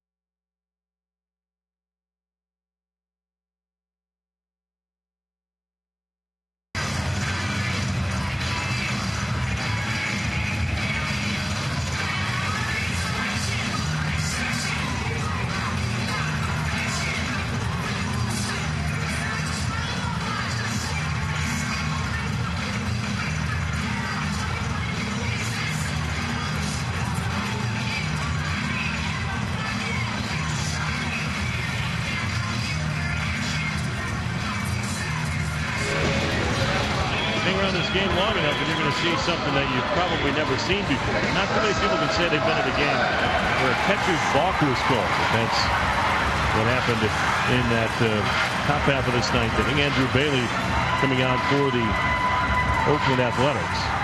And Bailey 4-1 with a 2.03 ERA going to his first All-Star game. 37 games, 48 2/3 innings pitched, only 30 hits allowed.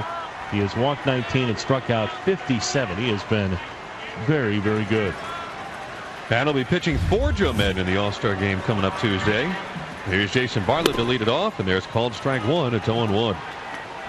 The guy that had Tommy John surgery when he was still at Wagner University. The Brewers drafted him anyway, and then he chose not to sign. Here's a swing and a punch job foul down the right field line out of play, and it's 0-2. The A's ended up signing him in the 6th round the following year of 06. And he has broken through this season. Doesn't get that many games to save. But he'll finish a lot of teams off. And a breaking ball swung on a miss. Down he goes. 3 pitches, and Bartlett is gone. It'll bring up Gabe Gross. Well, sometimes the catcher's balk, more often than not, is going to be called when the catcher goes out of the catcher's box, supposedly. I mean, you'll see Deanna Navarro before almost every game. He goes out there and he kind of wipes out the white line that runs from behind home plate from the back of the batter's box to the back of the batter's circle, and he usually tries to clear that away. But that was one of the only times I've ever really heard of a catcher's balk being called, was when a catcher sets up outside of the catcher's box. Here's Gabe Gross taking, called strike on 1. If you want to really be nitpicky, you could probably call it on every intentional walk, because the guys are, by the time that ball has even left the pitcher's hand, they're already standing outside of the box. And that's where I think I've heard it. That's where I've seen it called a long, long time ago. 1 strike to count to Gross, and the pitch, fastball high, and 1 ball, 1 strike. 1-1 the count here to Gross, who took a curveball from Michael Wirtz and put it a bounce into the seats for a double his only time up. Bailey works and Gross swings and misses at a big breaking ball, and it's 1 ball 2 strikes. Well, the Royals still trying to rally, have the bases loaded and 2 out in the 6th inning. They were down 9-0 in Boston. Now it's 9-4, and Billy Butler at the plate. We'll keep you posted on that one. 1-2 the count here to Gabe Gross. And the pitch. Swinging a high pop-up down the left field line. Coming on is Holliday. Kennedy going out, and Holliday missed the baseball. And Gross heads towards second base, and he'll make it easily. Holliday got to it and overran it, had to reach back. And the ball drops in. Well, Gabe Gross hit the ball in the air tonight. Good things are happening for him.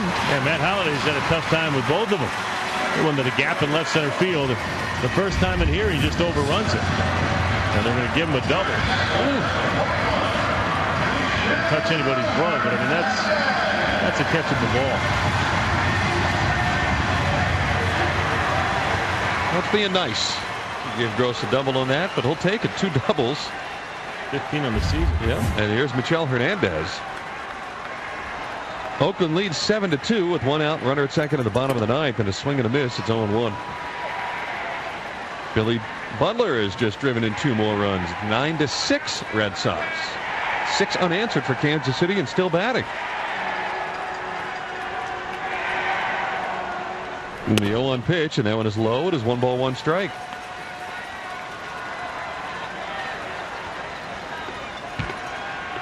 Steve Carney trying to give us some updates on some wacky goings on in Boston, where the Royals could have even gotten a 7th run and they didn't.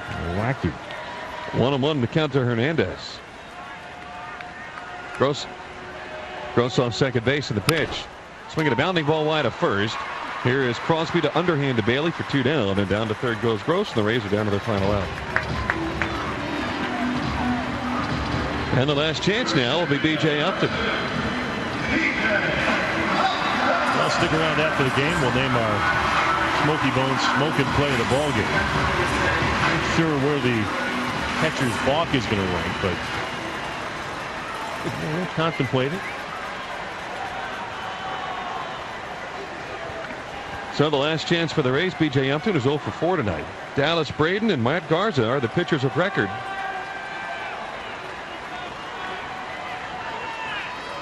And the first pitch to B.J. is taken low, 1-0. How about that for the Oakland A's? When their starters start, they usually record a decision. That's going to be now 18 straight starts where their starter has recorded the decision in the game. 1 ball in those since 93. Yeah. Really good young rotation is forming here in Oakland. A 1-0 pitch hit foul down the right field line, and that'll leave the count 1 ball 1 strike. Hey, can we finally put these uniforms to bed for good? Well, they are going to auction them off. That's true. They are auctioning them off. The team will probably, the players will pass them along, and they'll be available at RaysBaseball.com. And starting on July the 20th, will benefit the Matt Moffitt Cancer Center and the Rays Baseball Foundation. Fastball low and away, 2-1. But I think I have to agree with you. I got to disagree with what Joe Madden said. But I'm not sure there's a whole lot of staying power to these jerseys. Woof. 2 balls 1 strike to Upton and time call. So 2-1 the count. Bailey dangles the right arm, big burly right-hander. Here he comes. Upton swings, pops it up, foul right side. Is it playable? Suzuki is coming over, and it is not. 2-2. Tomorrow, Brett Anderson and James Shields, the matchup. Join you at 1 o'clock, 1:38 first pitch. And at this point, the Rays still have their series streak intact. About to lose for the first time in 10 games in this building. 2-2 with Gross at third. Upton awaiting on the right-hander's 2-2 pitch. He struck him out, and the ball game is over. And the Rays have lost one to the Oakland A's by the final of 7-2. We'll come back and talk about it in a moment on the Rays Radio Network. The Rays hitter is breaking.